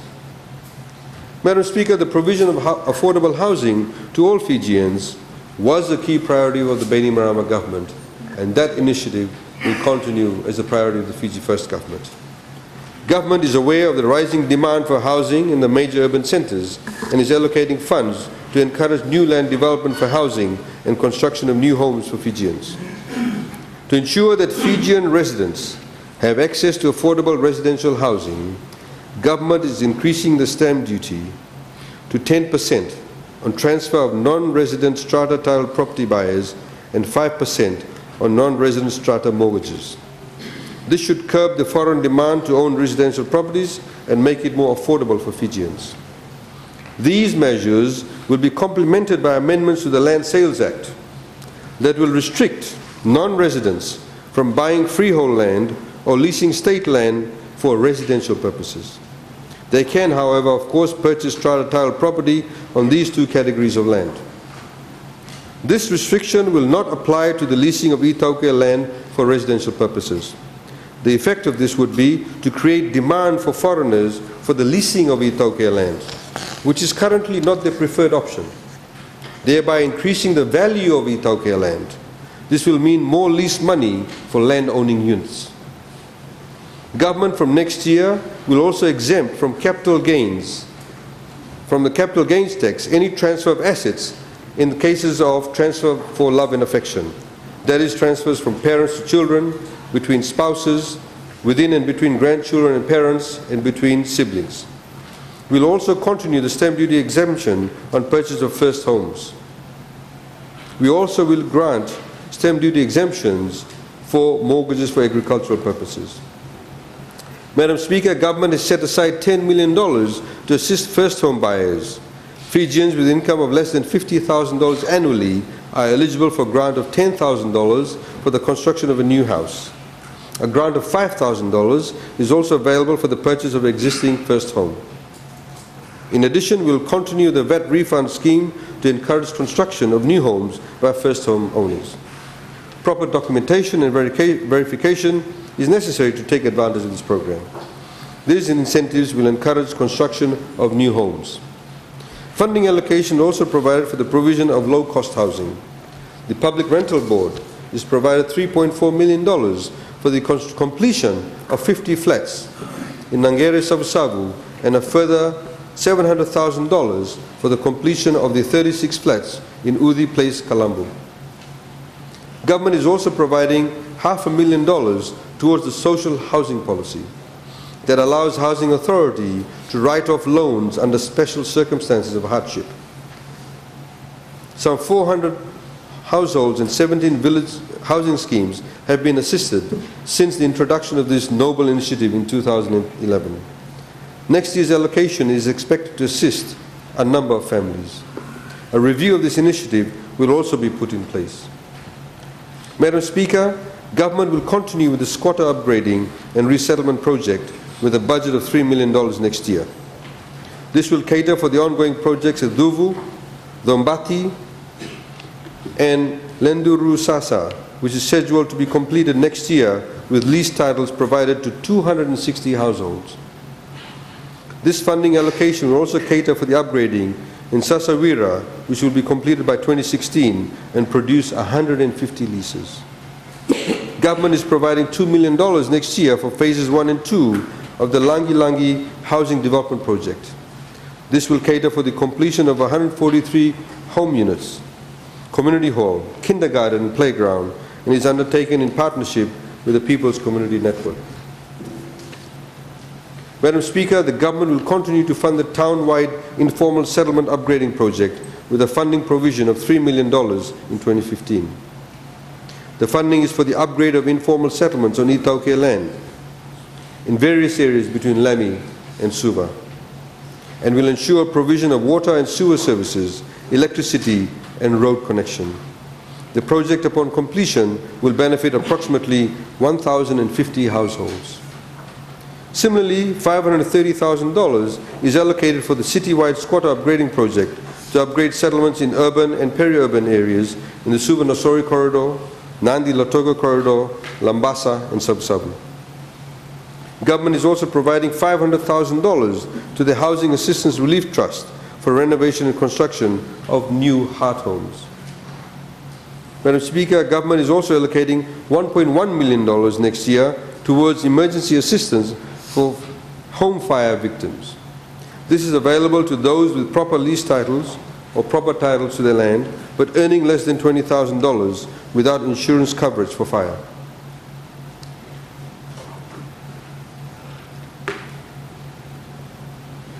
Madam Speaker, government is committed to protecting the vulnerable and the financially disadvantaged. The coverage of government's welfare assistance has increased since the reform of our social protection program in 2012 and the introduction of the Poverty Benefit Scheme.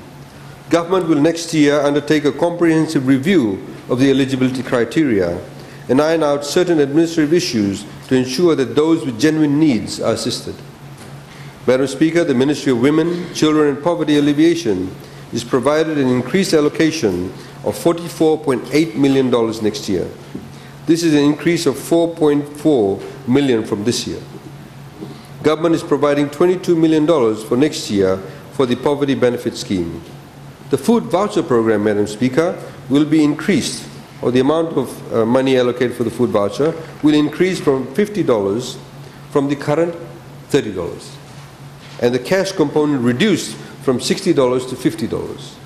This in total would be $10 more than the current package. We expect to assist more than 17,000 Fijians through the Poverty Benefit Scheme next year.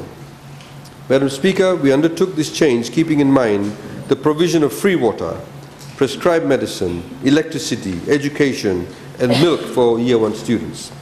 With most of these essential items now provided free of charge by government, the cash component has been converted towards an increased food voucher allocation. This will also reduce abuse of welfare payments. Madam Speaker, government has pursued a number of policy options over the years to ease the cost of living for low and middle income earners. Apart from the targeted expenditure programs that I have highlighted, government over the years has increased the income tax threshold, reduced duty on essential items, and continued with zero rating of VAT on certain products, introduced minimum wage, incentivized investment in business activity for employment creation, and invested in skills development, amongst other things. Madam Speaker, we do not have full control over the prices of many products Fijians consume every day that are sourced from abroad, such as wheat, meat products, fuel, and groceries. Government believes that the best way to ease the cost of living for the poor is through targeted expenditure programs and, of course, buying Fijian products wherever they are available as substitutes. Targeting these expenditures to the lower income people allows the poor to spend on other goods and services. This is a cost-effective response to the cost of living that puts more spending decisions in the hands of the people. Madam Speaker, the budget allocation for the social pension scheme has been increased to $8 million next year. The additional $5 million will accommodate the increase in the monthly allowance from $30 to $50 and also cater for the lowering of the eligibility age to 68 years beginning from 1 July 2015. This will assist around 13,300 Fijians. Madam Speaker, the eligibility age will be further lowered to 66 from 1 July in 2016 and will continue to cater for those who do not have any form of income or are not part of any superannuation scheme.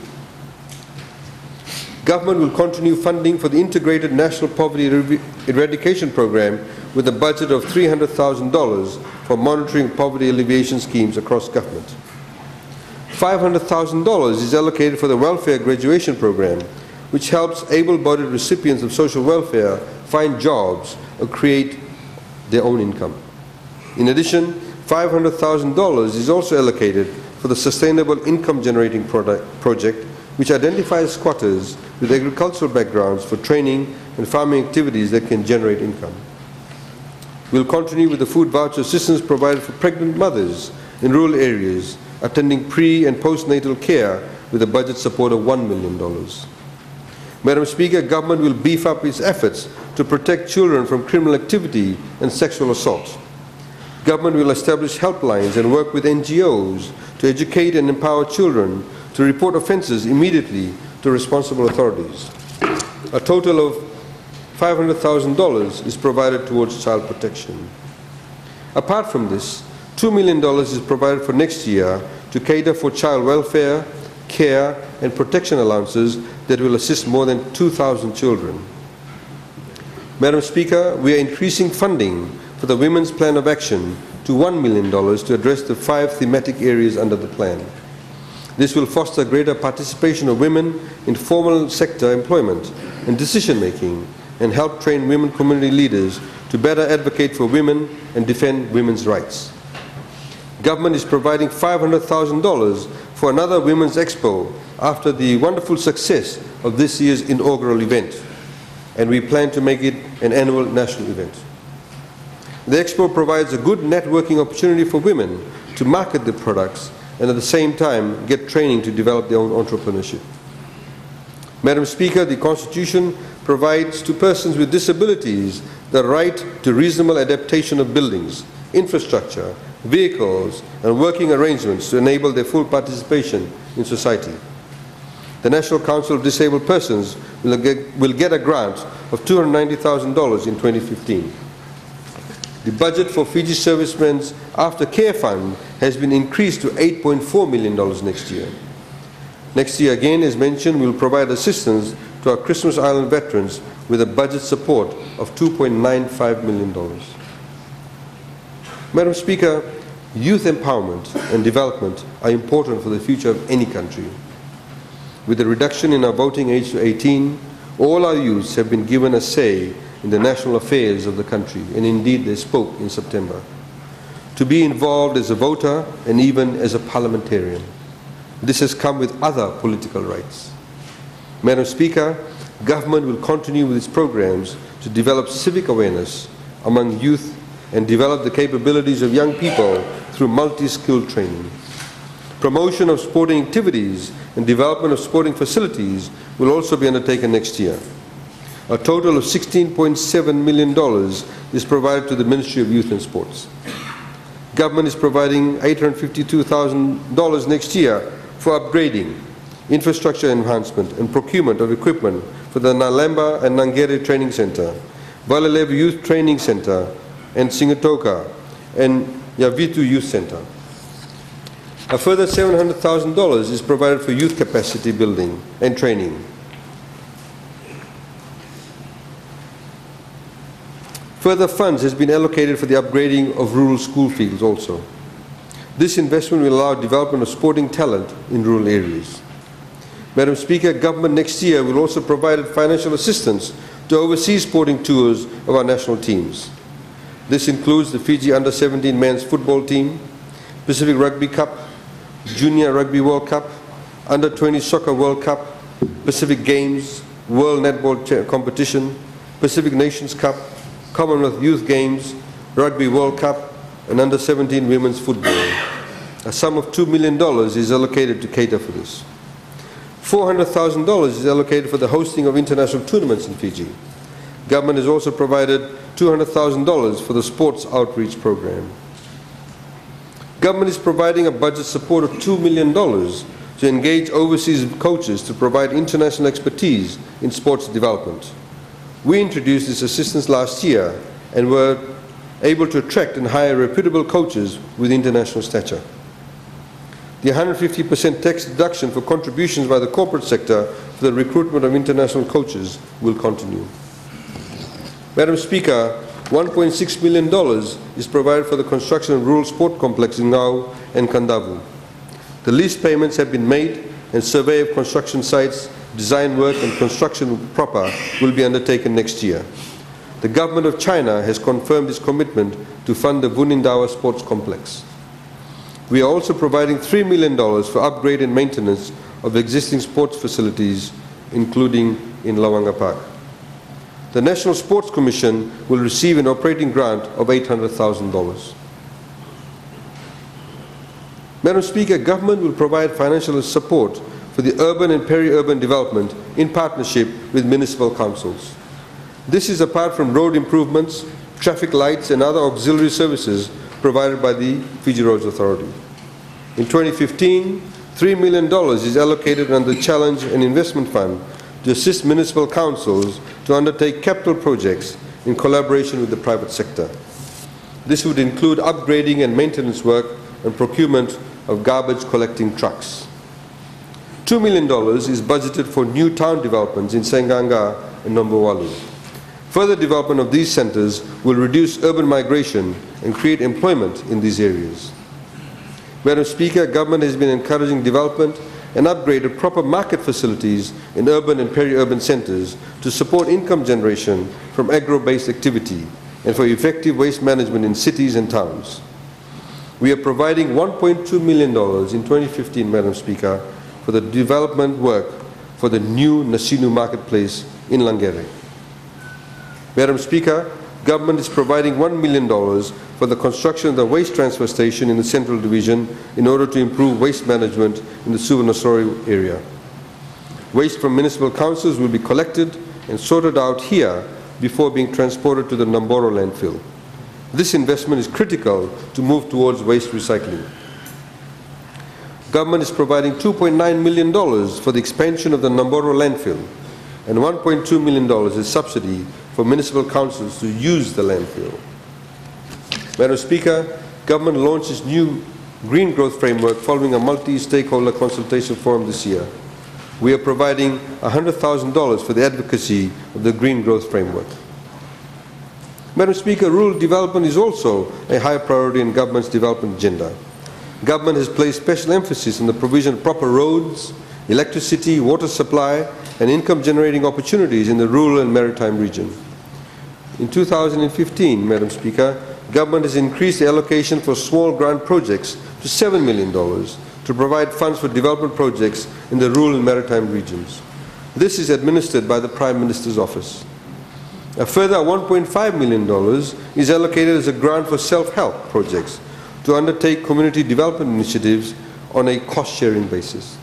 This program has assisted many rural communities gain access to basic essential services like water supply.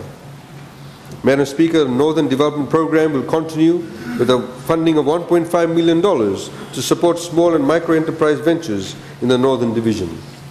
Government is also providing $1 million for the Integrated Human Resource Development Program to fund income-generating projects.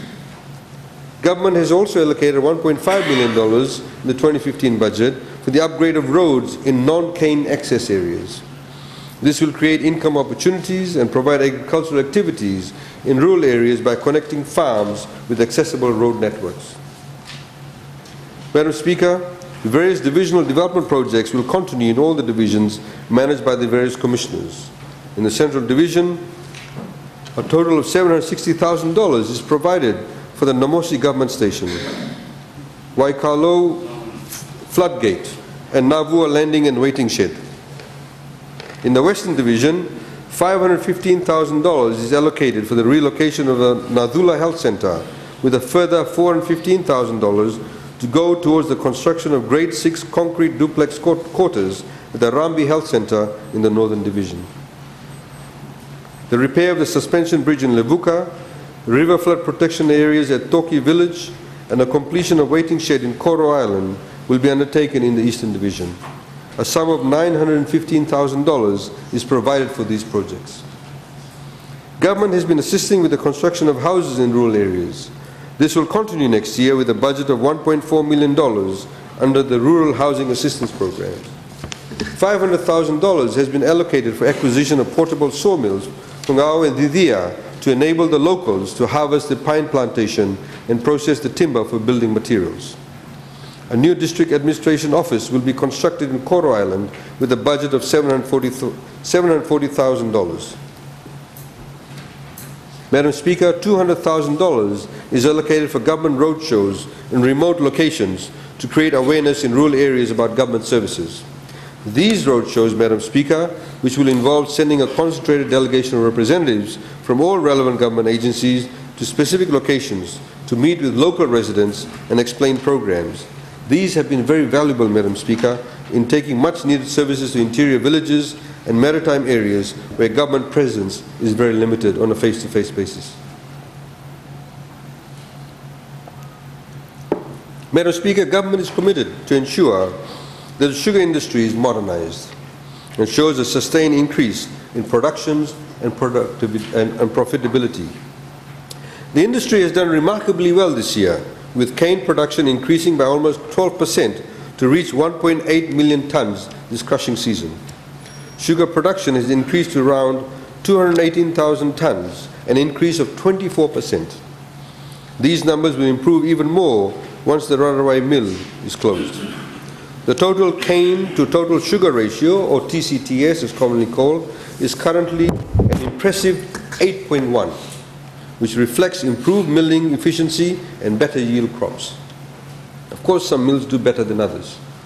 The company will be making further investments to take the industry to greater heights, FSC.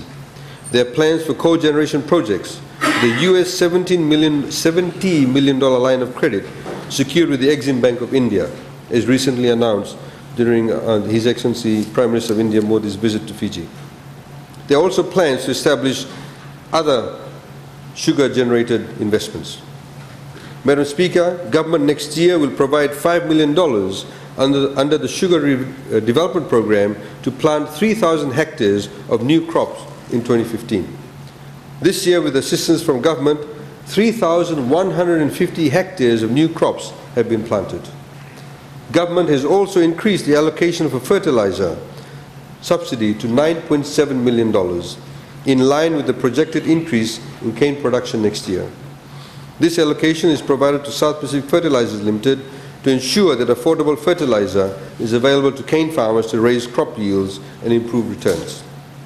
We are also providing an increased allocation of $2.5 million for the upgrading of cane access roads, including drainage works, installation of culverts, and construction of crossings.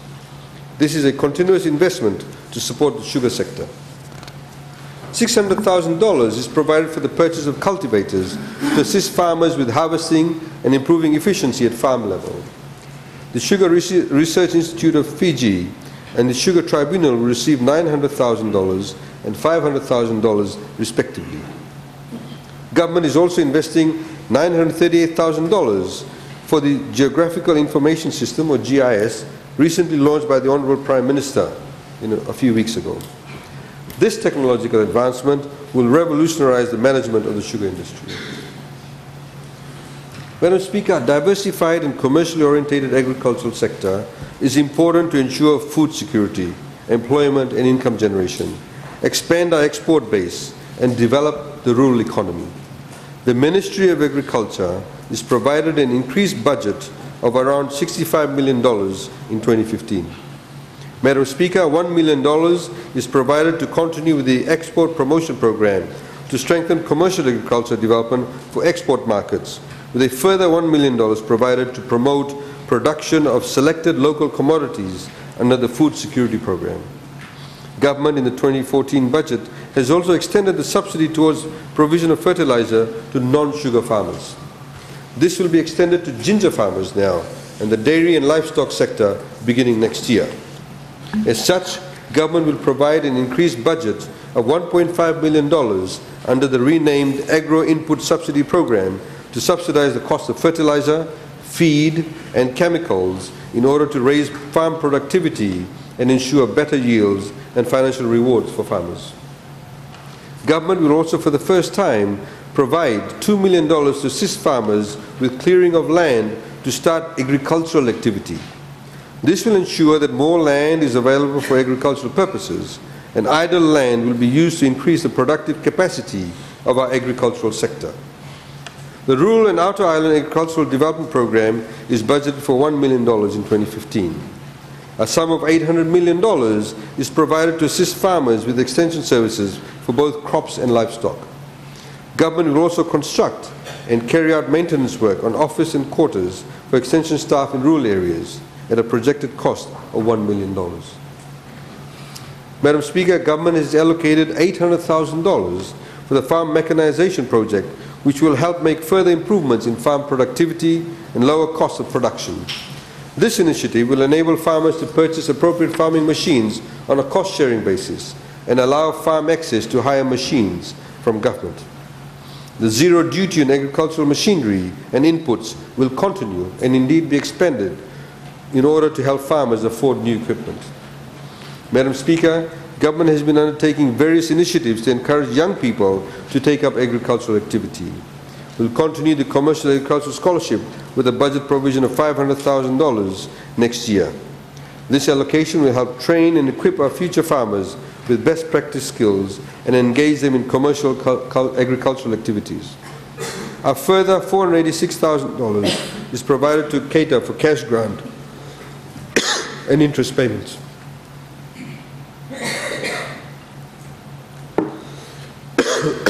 Excuse me. We'll also provide $180,000 next year for the agricultural show to raise awareness and marketing of agricultural products. This program has attracted much interest with agricultural shows and also held in other divisions.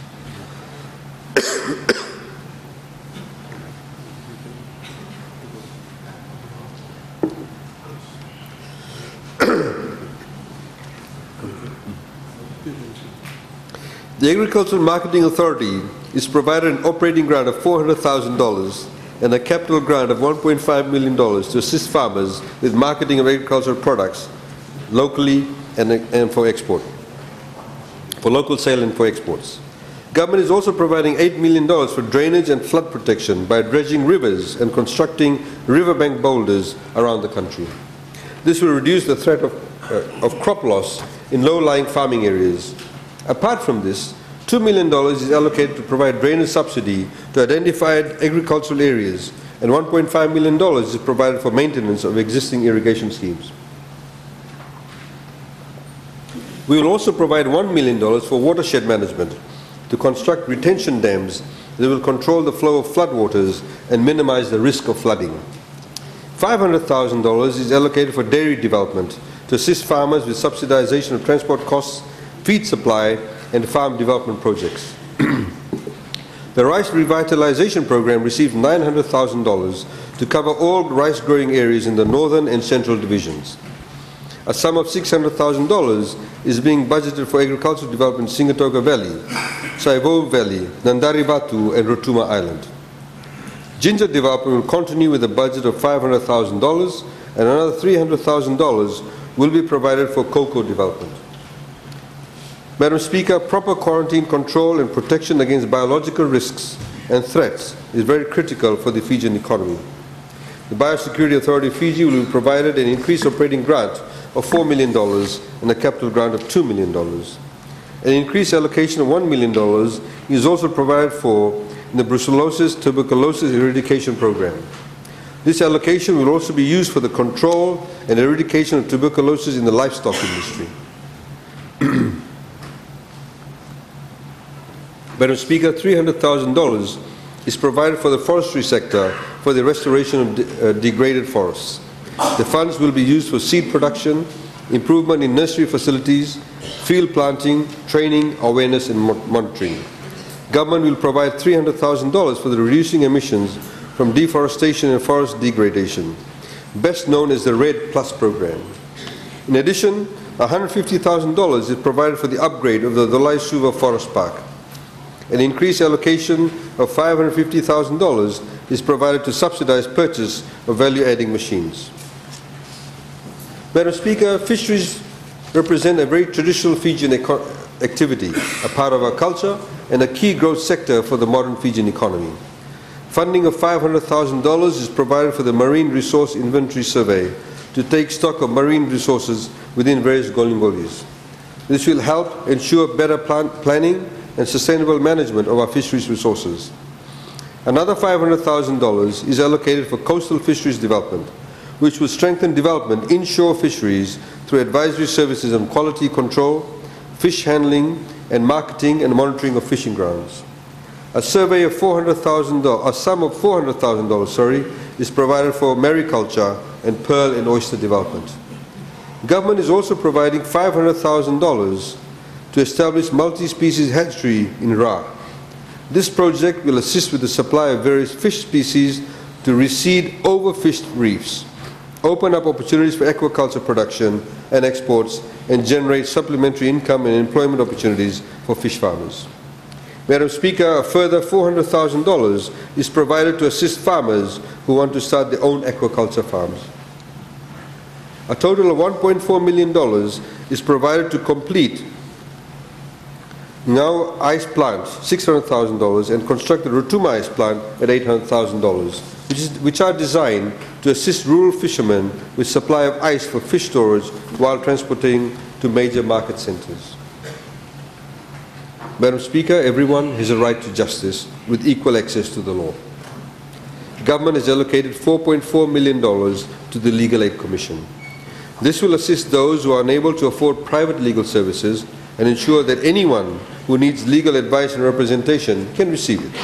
We are also undertaking investments to improve and bolster our court facilities. Government is providing an increased allocation of $7 million for the extension of Lautoka High Court Complex in a general effort to improve court facilities in the Western Division. $1 million is given for the relocation of the Bar Magistrates Court, and another $500,000 is budgeted for the new Nasinu Court. Apart from this, $2.5 million is allocated for the upgrade of the existing court complexes, together with $500,000 for the upgrade of courthouses in rural areas and small towns. The island court sittings will continue with a budget provision of $400,000 next year. This will help bring justice to remote areas. Government is also providing $450,000 for undertaking revision of laws with a further $300,000 grant to the Fiji Law Reform Commission. Madam Speaker, we will be relentless in our fight against corruption, and so the Fiji Independent Commission Against Corruption is given $8.96 million next year. $550,000 is provided to the Human Rights and Anti-Discrimination Commission. Government is providing $635,000 to the Accountability and Transparency Commission, with a further $100,000 towards the Freedom of Information Act, which will be implemented next year. The Consumer Compensation Tribunal, established this year, is provided with a budget of $300,000. The Office of the Director of Public Prosecutions will be given $5.7 million. Madam Speaker, an effective and responsible press is critical for any democracy. The Media Industry Development Authority is provided an operating grant of $300,000 next year. Madam Speaker, making land available for productive activity is critical for the success of our country. Government, for the first time, has provided $10 million for the development of Itauke land with provision of electricity, water and roads to allow for subdivision and other development works. This will allow landowners to reap commercial benefits from this valuable asset and empower them directly to contribute to the national development. Madam Speaker, Government has allocated $1.8 million for the development of state land to be used for productive purposes. A further $800,000 is provided to upgrade and improve infrastructure and public utilities in existing subdivisions on state lands. $2.5 million is provided in 2015 for the Land Bank Initiative. An increased allocation of $7.8 million is provided for the Committee on Better Utilization of Land, or the CIBUL initiative, which subsidizes land lease monies for farmers, and an increased 4% in lease monies for landowners. Madam Speaker, a vibrant and competitive export sector creates a healthy economy by providing cash for investment, creating jobs, encouraging innovation, and fostering a demand for skilled workforce. Government is providing $2 million under the National Export Strategy to identify and support exporters. The export income deduction will be increased to 50% from next year from the current 40%. However, the incentive is contingent upon the repatriation of all export proceeds back to Fiji. We will continue to fund our trade commissions in LA, Shanghai, Taiwan and PNG with a total allocation of $3.1 million next year. For the development of local industries, we will also provide a budget of $500,000 to continue the much successful Fijian Made and Buy Fijian campaign and support for domestic industries. A further grant of $100,000 will be provided to the Clothing and Footwear Council for marketing purposes. For investment promotion, Investment Fiji will be provided a grant of $2 million in the 2015 budget. Madam Speaker, many Fijians make their living in small and medium-sized businesses. They can be artisans, they can be small merchants or service providers. Small and medium enterprises are also hotbeds of innovation in a modern economy and often introduce new products, services and production techniques. We need to give these entrepreneurs our support. A grant of $1 million is provided as a new initiative next year for microfinance startups and will target particular skill sets such as selling vegetables and other crops, handicraft and other goods. A maximum grant of $1,000 will be provided and the program will be administered through the Ministry of Industry and Trade. The National Centre for Small and Medium Enterprises is provided an operating grant of $500,000 next year. Madam Speaker, it goes without saying that Fiji owes a great deal to tourism. But there are many tourist destinations in the world competing for the interest, attention, and of course dollars of the affluent traveling public. We are competing with them. Fiji needs to stay on top, and that takes promotion, market intelligence, and high industry standards.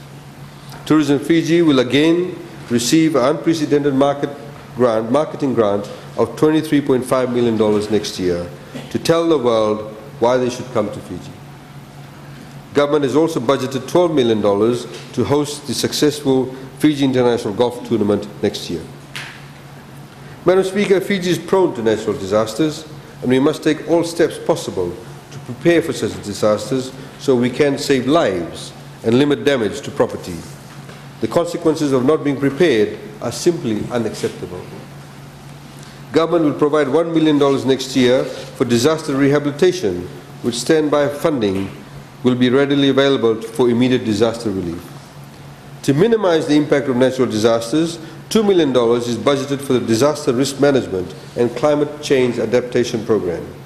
$75,000 is also provided for maintenance of flood early warning systems. Government is providing $950,000 for the construction of an archive facility to provide a storage system for safekeeping of important meteorological, climatological and hydrological data, documents, charts, publications and specialized equipment that meets international standards. This will preserve information for future research and studies on disaster management. Apart from this, $517,000 is provided for the strengthening of National Climate Monitoring Upgrade Project, which will provide data on climate and weather patterns. The funds would be used for the installation of 6 new telemetric systems and upgrading of 4 existing observation systems. $200,000 is provided towards the construction of the new weather office in Lambasa. The National Fire Authority is provided a capital grant of $2 million for the construction of new fire stations and the purchase of fire trucks, protective appliances and other fire-related equipment. A further $985,000 is provided for the procurement and installation of fire hydrants. Madam Speaker, the budget for the Fiji Police Force has been increased by some $8 million to a total of $120 million next year. Government is also providing $2.4 million for the construction of the Valelevu Police Station and the $710,000 for the Bangor Police Post and quarters. Apart from this, a sum of $1 million is provided for the renovation, extension and upgrading of police posts and stations and for the upgrading and replacement of living quarters. Fiji will also host the Regional Pacific Commissioners Conference with a budget of $200,000. The Fiji military forces will get a budget of $103.3 million next year. The Black Rock Integrated Peacekeeping Project is provided an allocation of $7.5 million for the construction of a training center in Nandi. A total of $300,000 is provided for the upgrading of the Sukanaivalu barracks and renovation and upgrading of RFMF infrastructure. $1.7 million is also provided for the Black Rock Mess Hall project. $2 million is provided for the upgrading of the Kiro patrol boats, to make them last longer. The Fiji Correction Service is provided an increased budget of $38 million next year. For correctional services, government is providing $3.5 million for the construction of the Lautoka Remand Center. A further $1.5 million is allocated for the construction of the new women's correction facility in Lautoka. The Yellow Ribbon project will continue with a budget of $200,000, with another $200,000 towards the rehabilitation of program. We will have in excess of 100 new positions for prison wardens created next year. For next year, a sum of $100,000 will be provided towards the poverty alleviation program to help released prisoners find ways to earn a livelihood. Madam Speaker, government has increased the funding for the National Employment Centre to $1 million in 2015. Government will also establish an integrated labour market information system next year to provide real-time labour market data to assist with employment policy planning. $3 million is provided to undertake this initiative next year. $520,000 is allocated under the Foreign Employment Service Program to facilitate Fijians to undertake seasonal employment in New Zealand and Australia. We're looking at training about 3,000 Fijians for this program. The Fiji Volunteer Scheme will continue with a budget of $1 million. Government will also provide increased compensation beginning next year for workers in the event of death and injury claims. The budget provision has been increased to $2.5 million. For the Mediation Services and Employment Relations Tribunal, they will receive a budget of $1.2 million.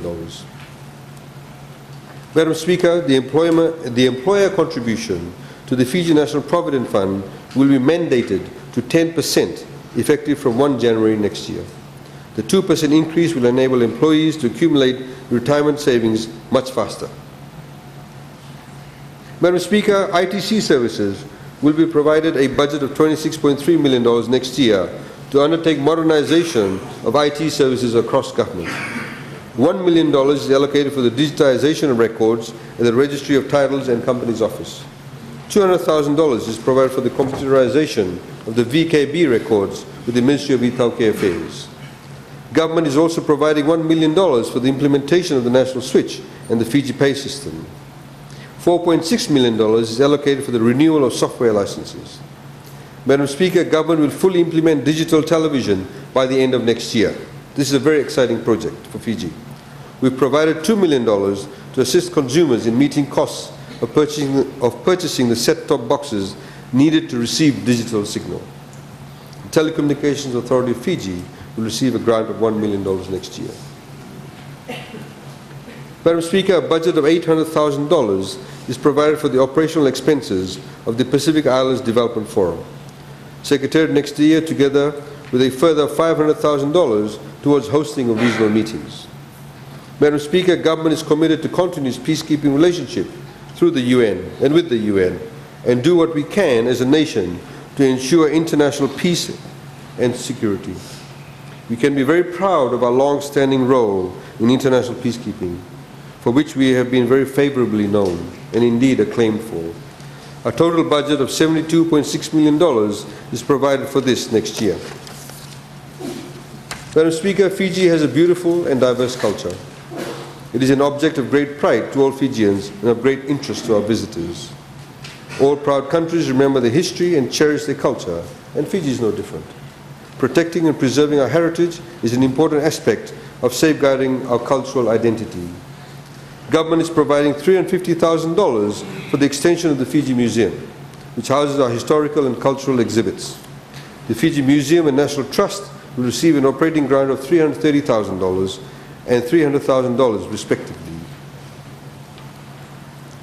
Madam Speaker, we also will be reallocating the Albert Park Stadium and for its upgrade and redevelopment.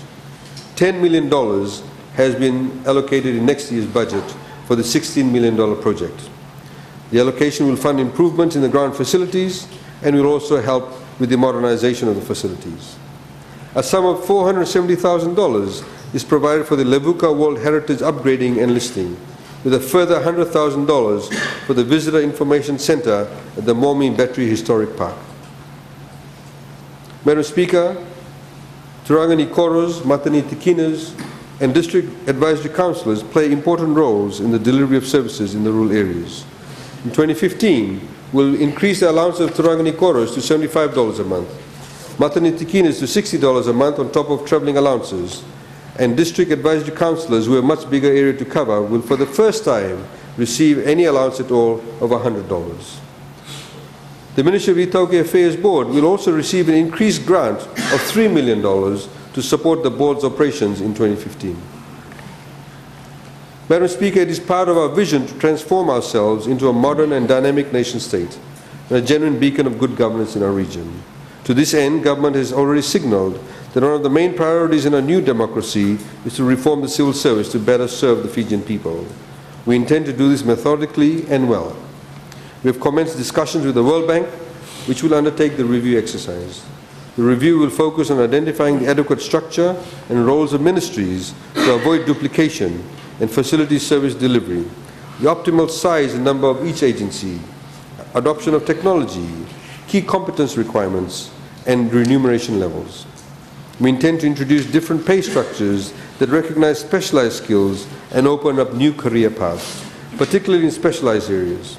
We want to keep our best and brightest people and make it less likely that they'll want to leave. And we want to attract more of the best people from the private sector. The reform will also focus on modernizing internal business processes by reviewing archaic and bureaucratic procedures that unnecessarily delay or limit service delivery. An allocation of $500,000 has been allocated for this particular purpose.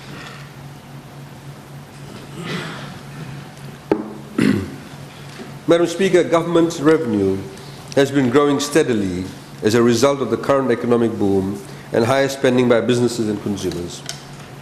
The Fiji Revenue and Customs Authority, or FERCA, has also been undertaking various administrative reforms to strengthen compliance and at the same time facilitate trade, investment, and private sector activity.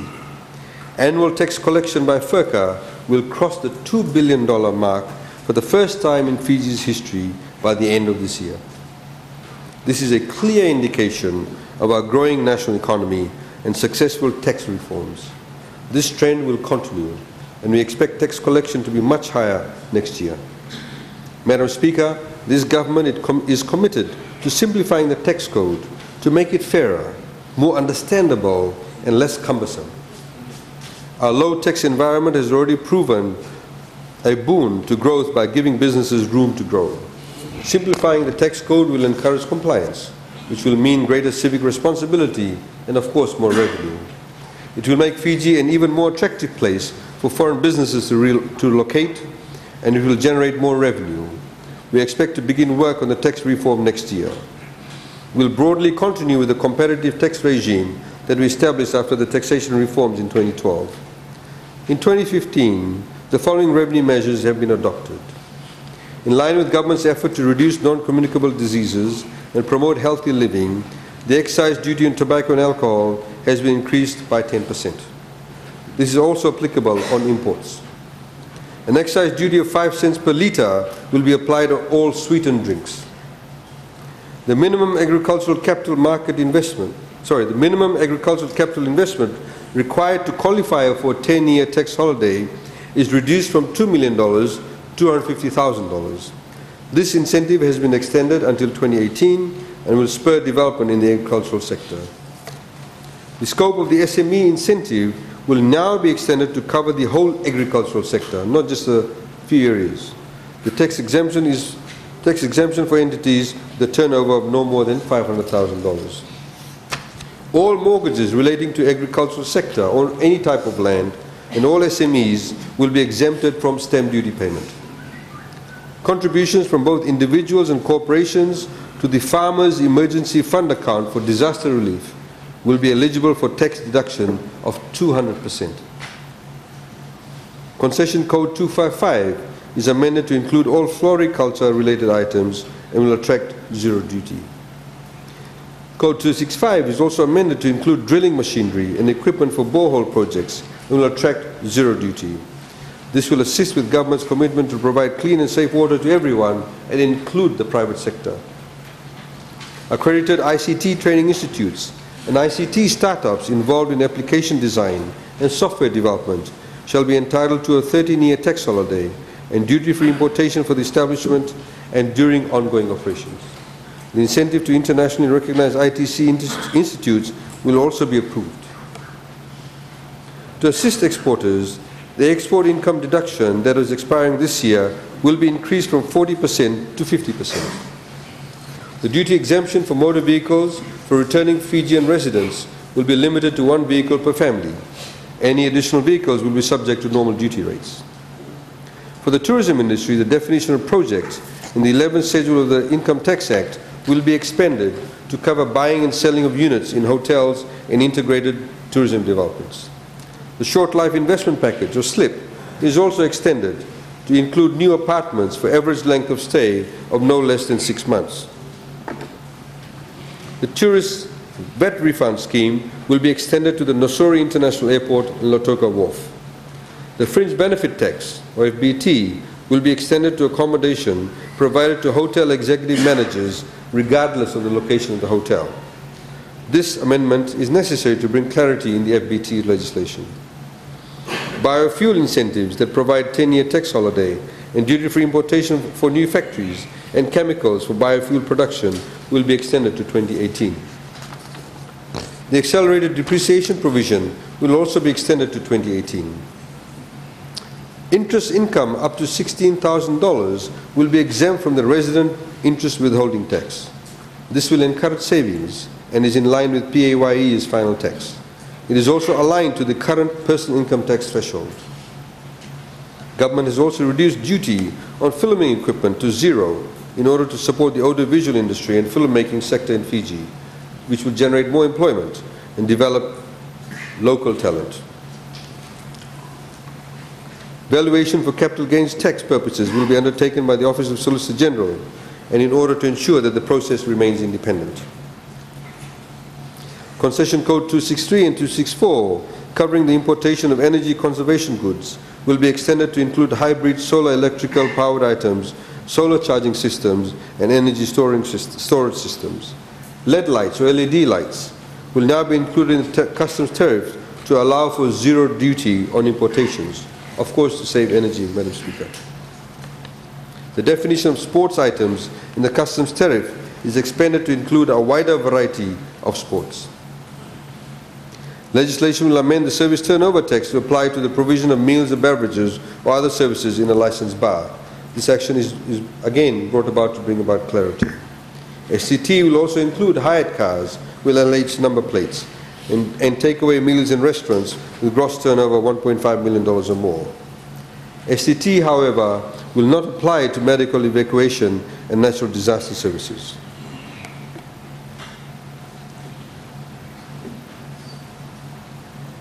The Tax Agents Board will be chaired by the Permanent Secretary of Finance. Currently, it has not met for a number of years, and this will be shifted from the Auditor General to the Permanent Secretary for Finance. A committee will also be established to assess and make recommendations on the Customs Tariff Section 10 applications, which will be carrying out a further review of this. The capital gains tax legislation will be aligned to the Income Tax Act to exempt CGT on gain made from the sale of shares arising from organization or reorganization, restructure or amalgamation of private companies to list on the South Pacific Stock Exchange. The scope of the current incentive of musical instruments will be extended to include amplifiers. In order to protect and promote local manufacturing, duty on import of excise books will be increased to a specific rate of $1.32%, whichever is greater. Again, in order to protect local industry, the local excise duty on locally manufactured unrecorded blank optical media will be removed, and duty on imported unrecorded blank optical media will be increased from $2 to $5. Again, to protect local manufacturing, the import duty on photocopy and printing paper will be increased from 5% to 32%. In order to place ourselves for future lines of economic growth, there will be duty-free importation of semi-finished products for value addition and products imported in bulk for packaging and other goods for assembly will be allowed a 100% concession as long as 100% of the items that are manufactured or completed is for export purposes. Duty on the following items, which we had decreased a number of years ago, Madam Speaker, in order to attract tourists, will now go from 0 to 32%. These include perfumes, cosmetics, pre-shave, shaving or aftershave, cameras and camcorders, binoculars, video and electronic games, watches, iPod, MP3 and MP4 players, and jewelry. There will be now an amnesty, Madam Speaker, for the declaration of assets owned by Fijian residents for a period of 6 months. What this means, Madam Speaker, is all Fijians who have assets outside of Fiji and have not declared it, they will be given 6 months to declare those assets without any penalties, without any fines, without any taxable charge being put on those assets. But they will be given this grace period to declare that to FIRCA.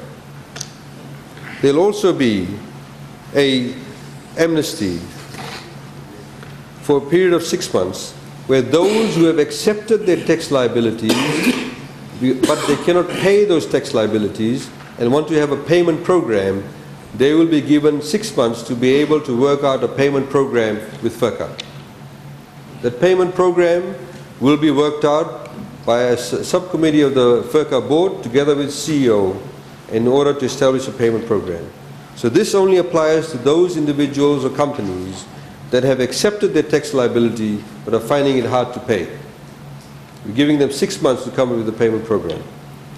This not only will help individuals to continue with their normal lives and help businesses continue with their normal lives, but it will also ensure that actual tax liabilities do get paid. FIRCA, of course, will provide an increased operating grant of $45.7 million next year. It also received a capital grant of $5 million for the upgrade of IT infrastructure and other capital works in 2015. Madam Speaker, the 2015 budget continues with the direction set by the Bainimarama government and delivers all the promises we have made in the Fiji First Manifesto. The increased investment in infrastructure, provision of safe and clean water, access to electricity, a more secure nation, free and quality education, a better health service, are all necessary to ensure that all Fijians have a higher standard of living. We have also budgeted for a number of one-off investments to clear the backlog and move forward with a clean sheet. Madam Speaker, these investments are far-sighted and they will sustain the current economic boom that the Fijian economy is experiencing. We have much better days ahead of us, and government will work together with all Fijians to forge new frontiers and make us a great and proud nation. Madam Speaker, this is a Fiji First government that does what it says it will do. This budget is our pledge of accountability. It is our philosophy of service to the nation at work. It is the transformation of the promises we made in our campaign to deeds for all the Fijian people. Madam Speaker, I now have much pleasure to commend the 2015 budget to Parliament, and I do so with the concurrence of Cabinet. Minaka, thank you. God bless Fiji.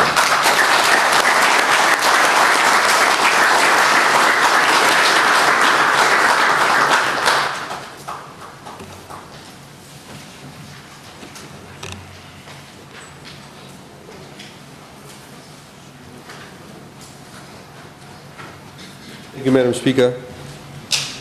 Madam Speaker, it is also now my honour to present to Parliament the appropriation bill for the year 2015. The bill contains the estimates, being the details of the appropriation amounts contained in the bill. Madam Speaker, I now move that the appropriation bill be now read for the first time. Thank you.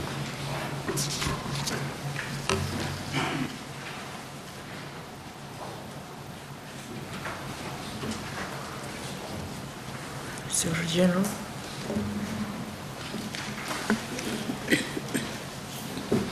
Appropriations Bill 1/2014 is set down for second reading on a future sitting day. Minister of Finance.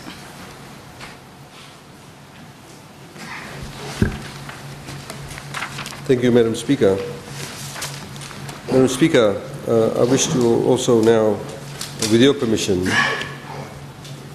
in accordance with Standing Orders 51, move that Parliament consider the following bills without delay at our next sitting and as ruled by you. So if I could highlight those bills with your permission, Madam Speaker.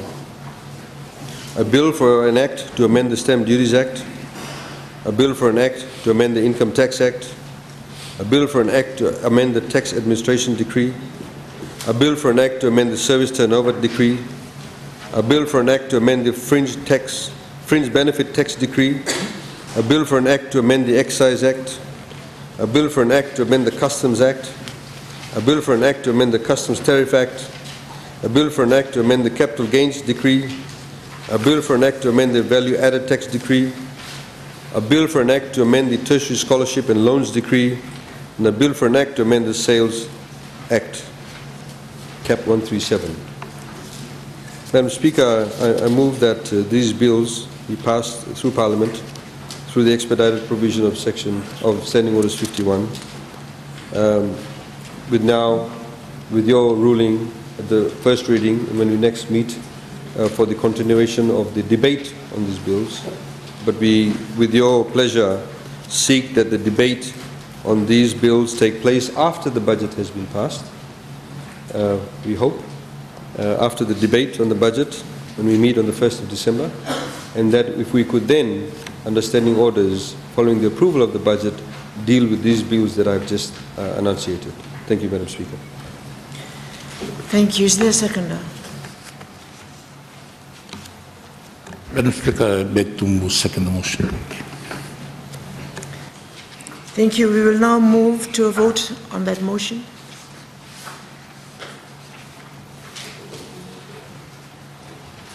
Yes, Honourable Pradhan. Your ruling earlier on the suspension of standing orders and to allow the Honourable Minister of Finance to deliver. Are we still at that suspension stage, or because we are now going back to the standing orders? Thank you, Madam.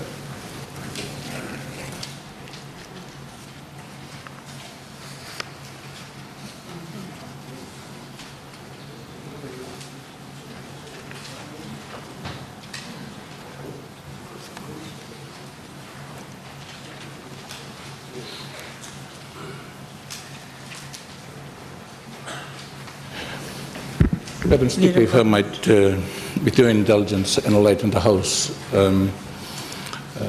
on the application for the suspension of standing orders made previously.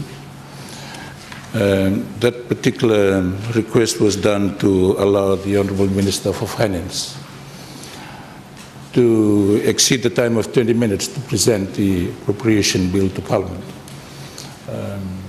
That was the request that was made earlier that we have already voted for.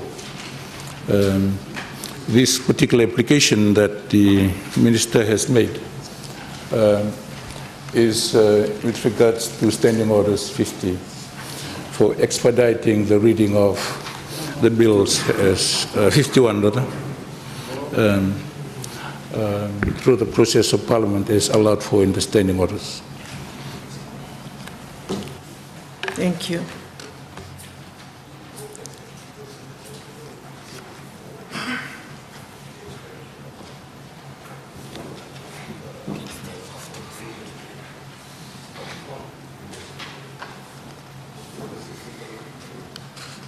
Thank you. The ruling is that we will still move to a vote on that motion, on the motion presented.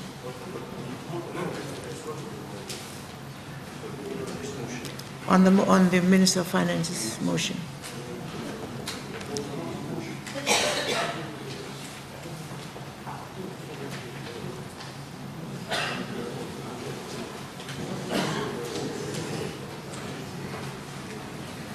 We open the vote for 30 seconds.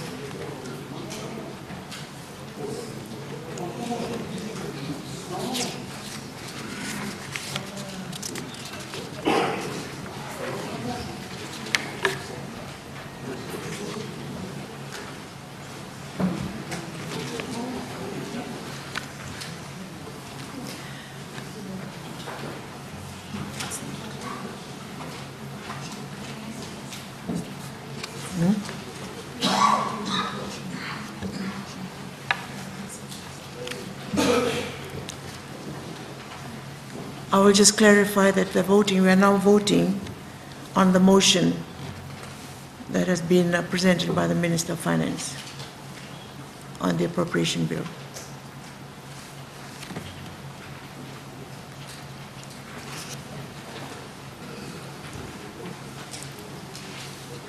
Do you need a further 30 seconds to vote? I will give a further 30 seconds to vote.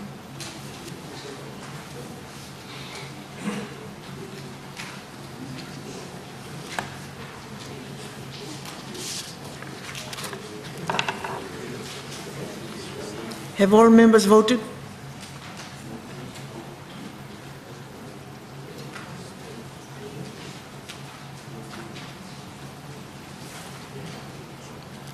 Have all members voted?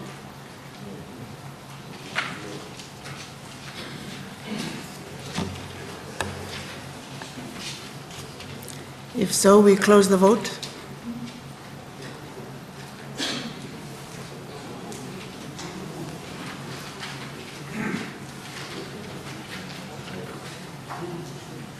Secretary General.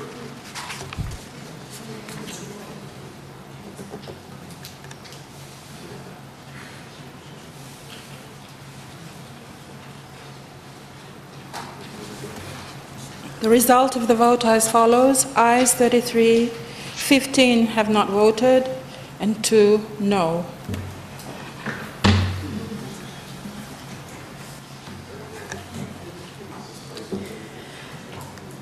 There being 33 ayes and 15 noes, the question is resolved in the affirmative.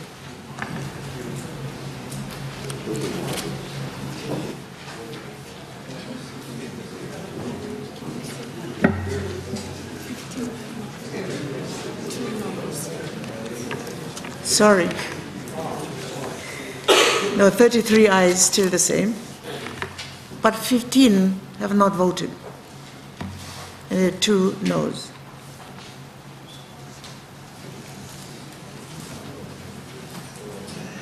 And the result is still the same. The question is resolved in the affirmative. Minister for Finance.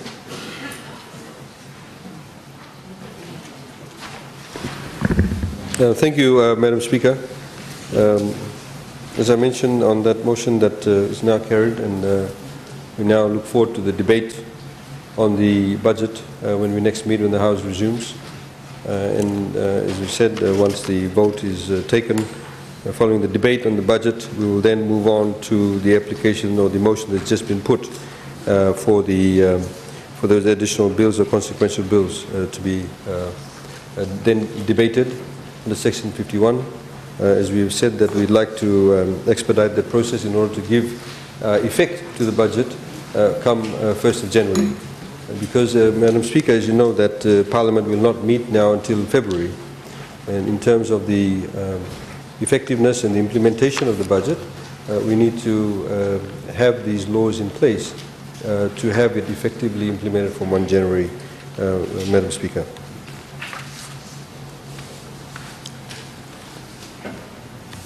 Thank you, Secretary. Sorry, Madam Speaker, did you want me to move the bills all individually? Yes. Or shall I? Okay, Yes, thank you. please.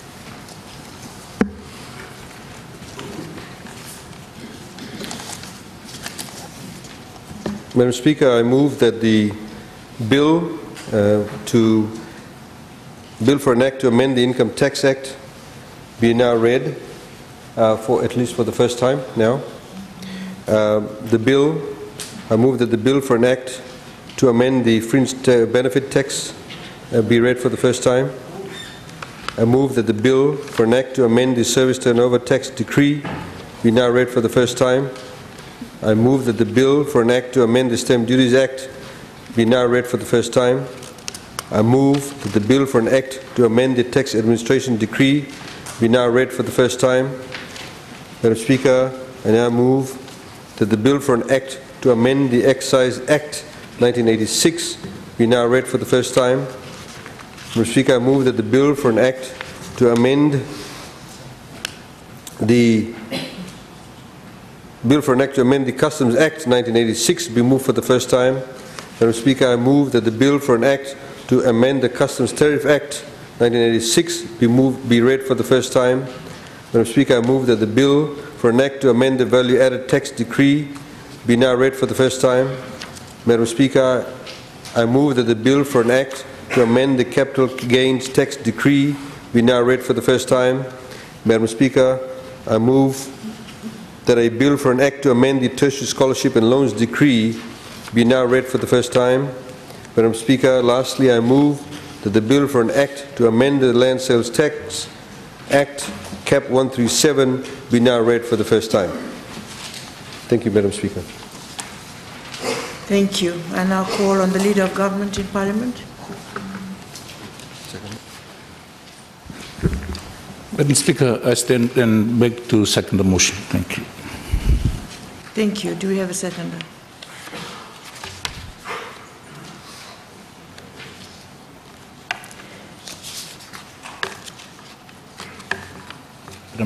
I've just moved to beg to second the motion. Thank you.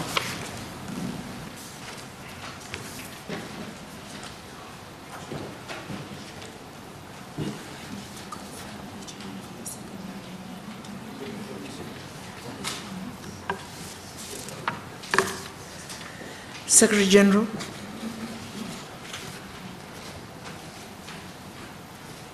Bill for an act to amend the Income Tax Act, Cap 2012/2014, read for the first time and is set down for second reading on a future sitting day. Bill for an act to amend the Fringe Benefit Tax Decree 2012/3/2014, read for the first time and is set down for second reading on a future sitting day. Bill for an act to amend the Service Turnover Tax Decree 2012/4/2014, read for the first time and is set down for second reading on a future sitting day. Bill for an act to amend the Stamp Duties Act, Cap 205/5/2014, read for the first time and is set down for second reading on a future sitting day.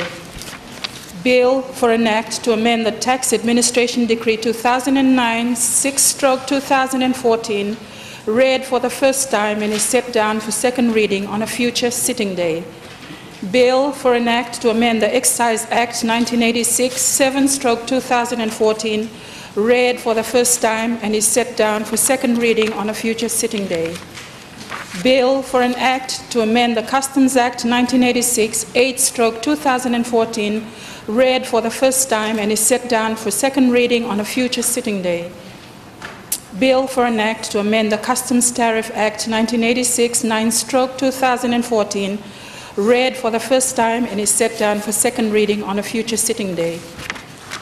Bill for an act to amend the Value Added Tax Decree 1991 10/2014, read for the first time and is set down for second reading on a future sitting day. Bill for an act to amend the Capital Gains Tax Decree 2011 11/2014, read for the first time and is set down for second reading on a future sitting day.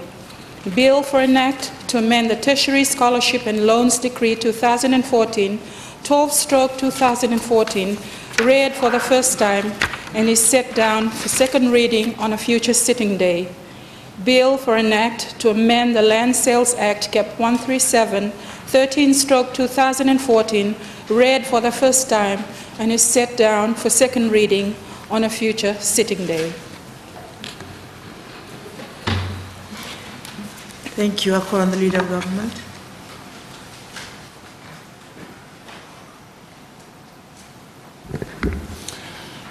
Madam Speaker, I move that the Parliament be adjourned until 9:30 a.m. on Monday, 1st of December. Thank you. Thank you, Madam Speaker. Do we have a seconder? Madam Speaker, I beg to second the motion. Thank you. We'll now move to a vote, on that motion. Open the vote for 30 seconds.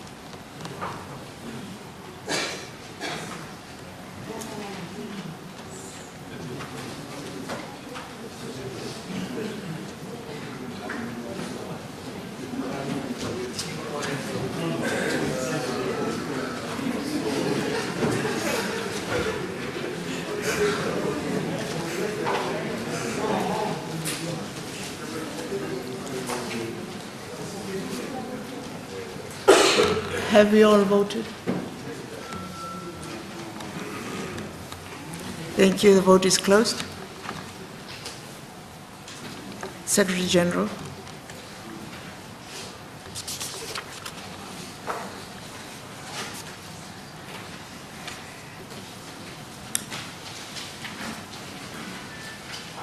The result of the vote are as follows. Ayes 47, and 3 have not voted.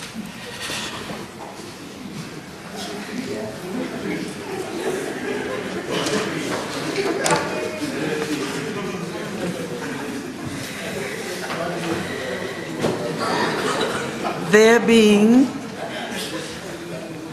47 ayes, thank you, and 3 noes, the question is resolved in the affirmative. Honourable members, you have quite a lot of bills to look through in the next week until we meet on Monday, 1st of December. The House is now adjourned.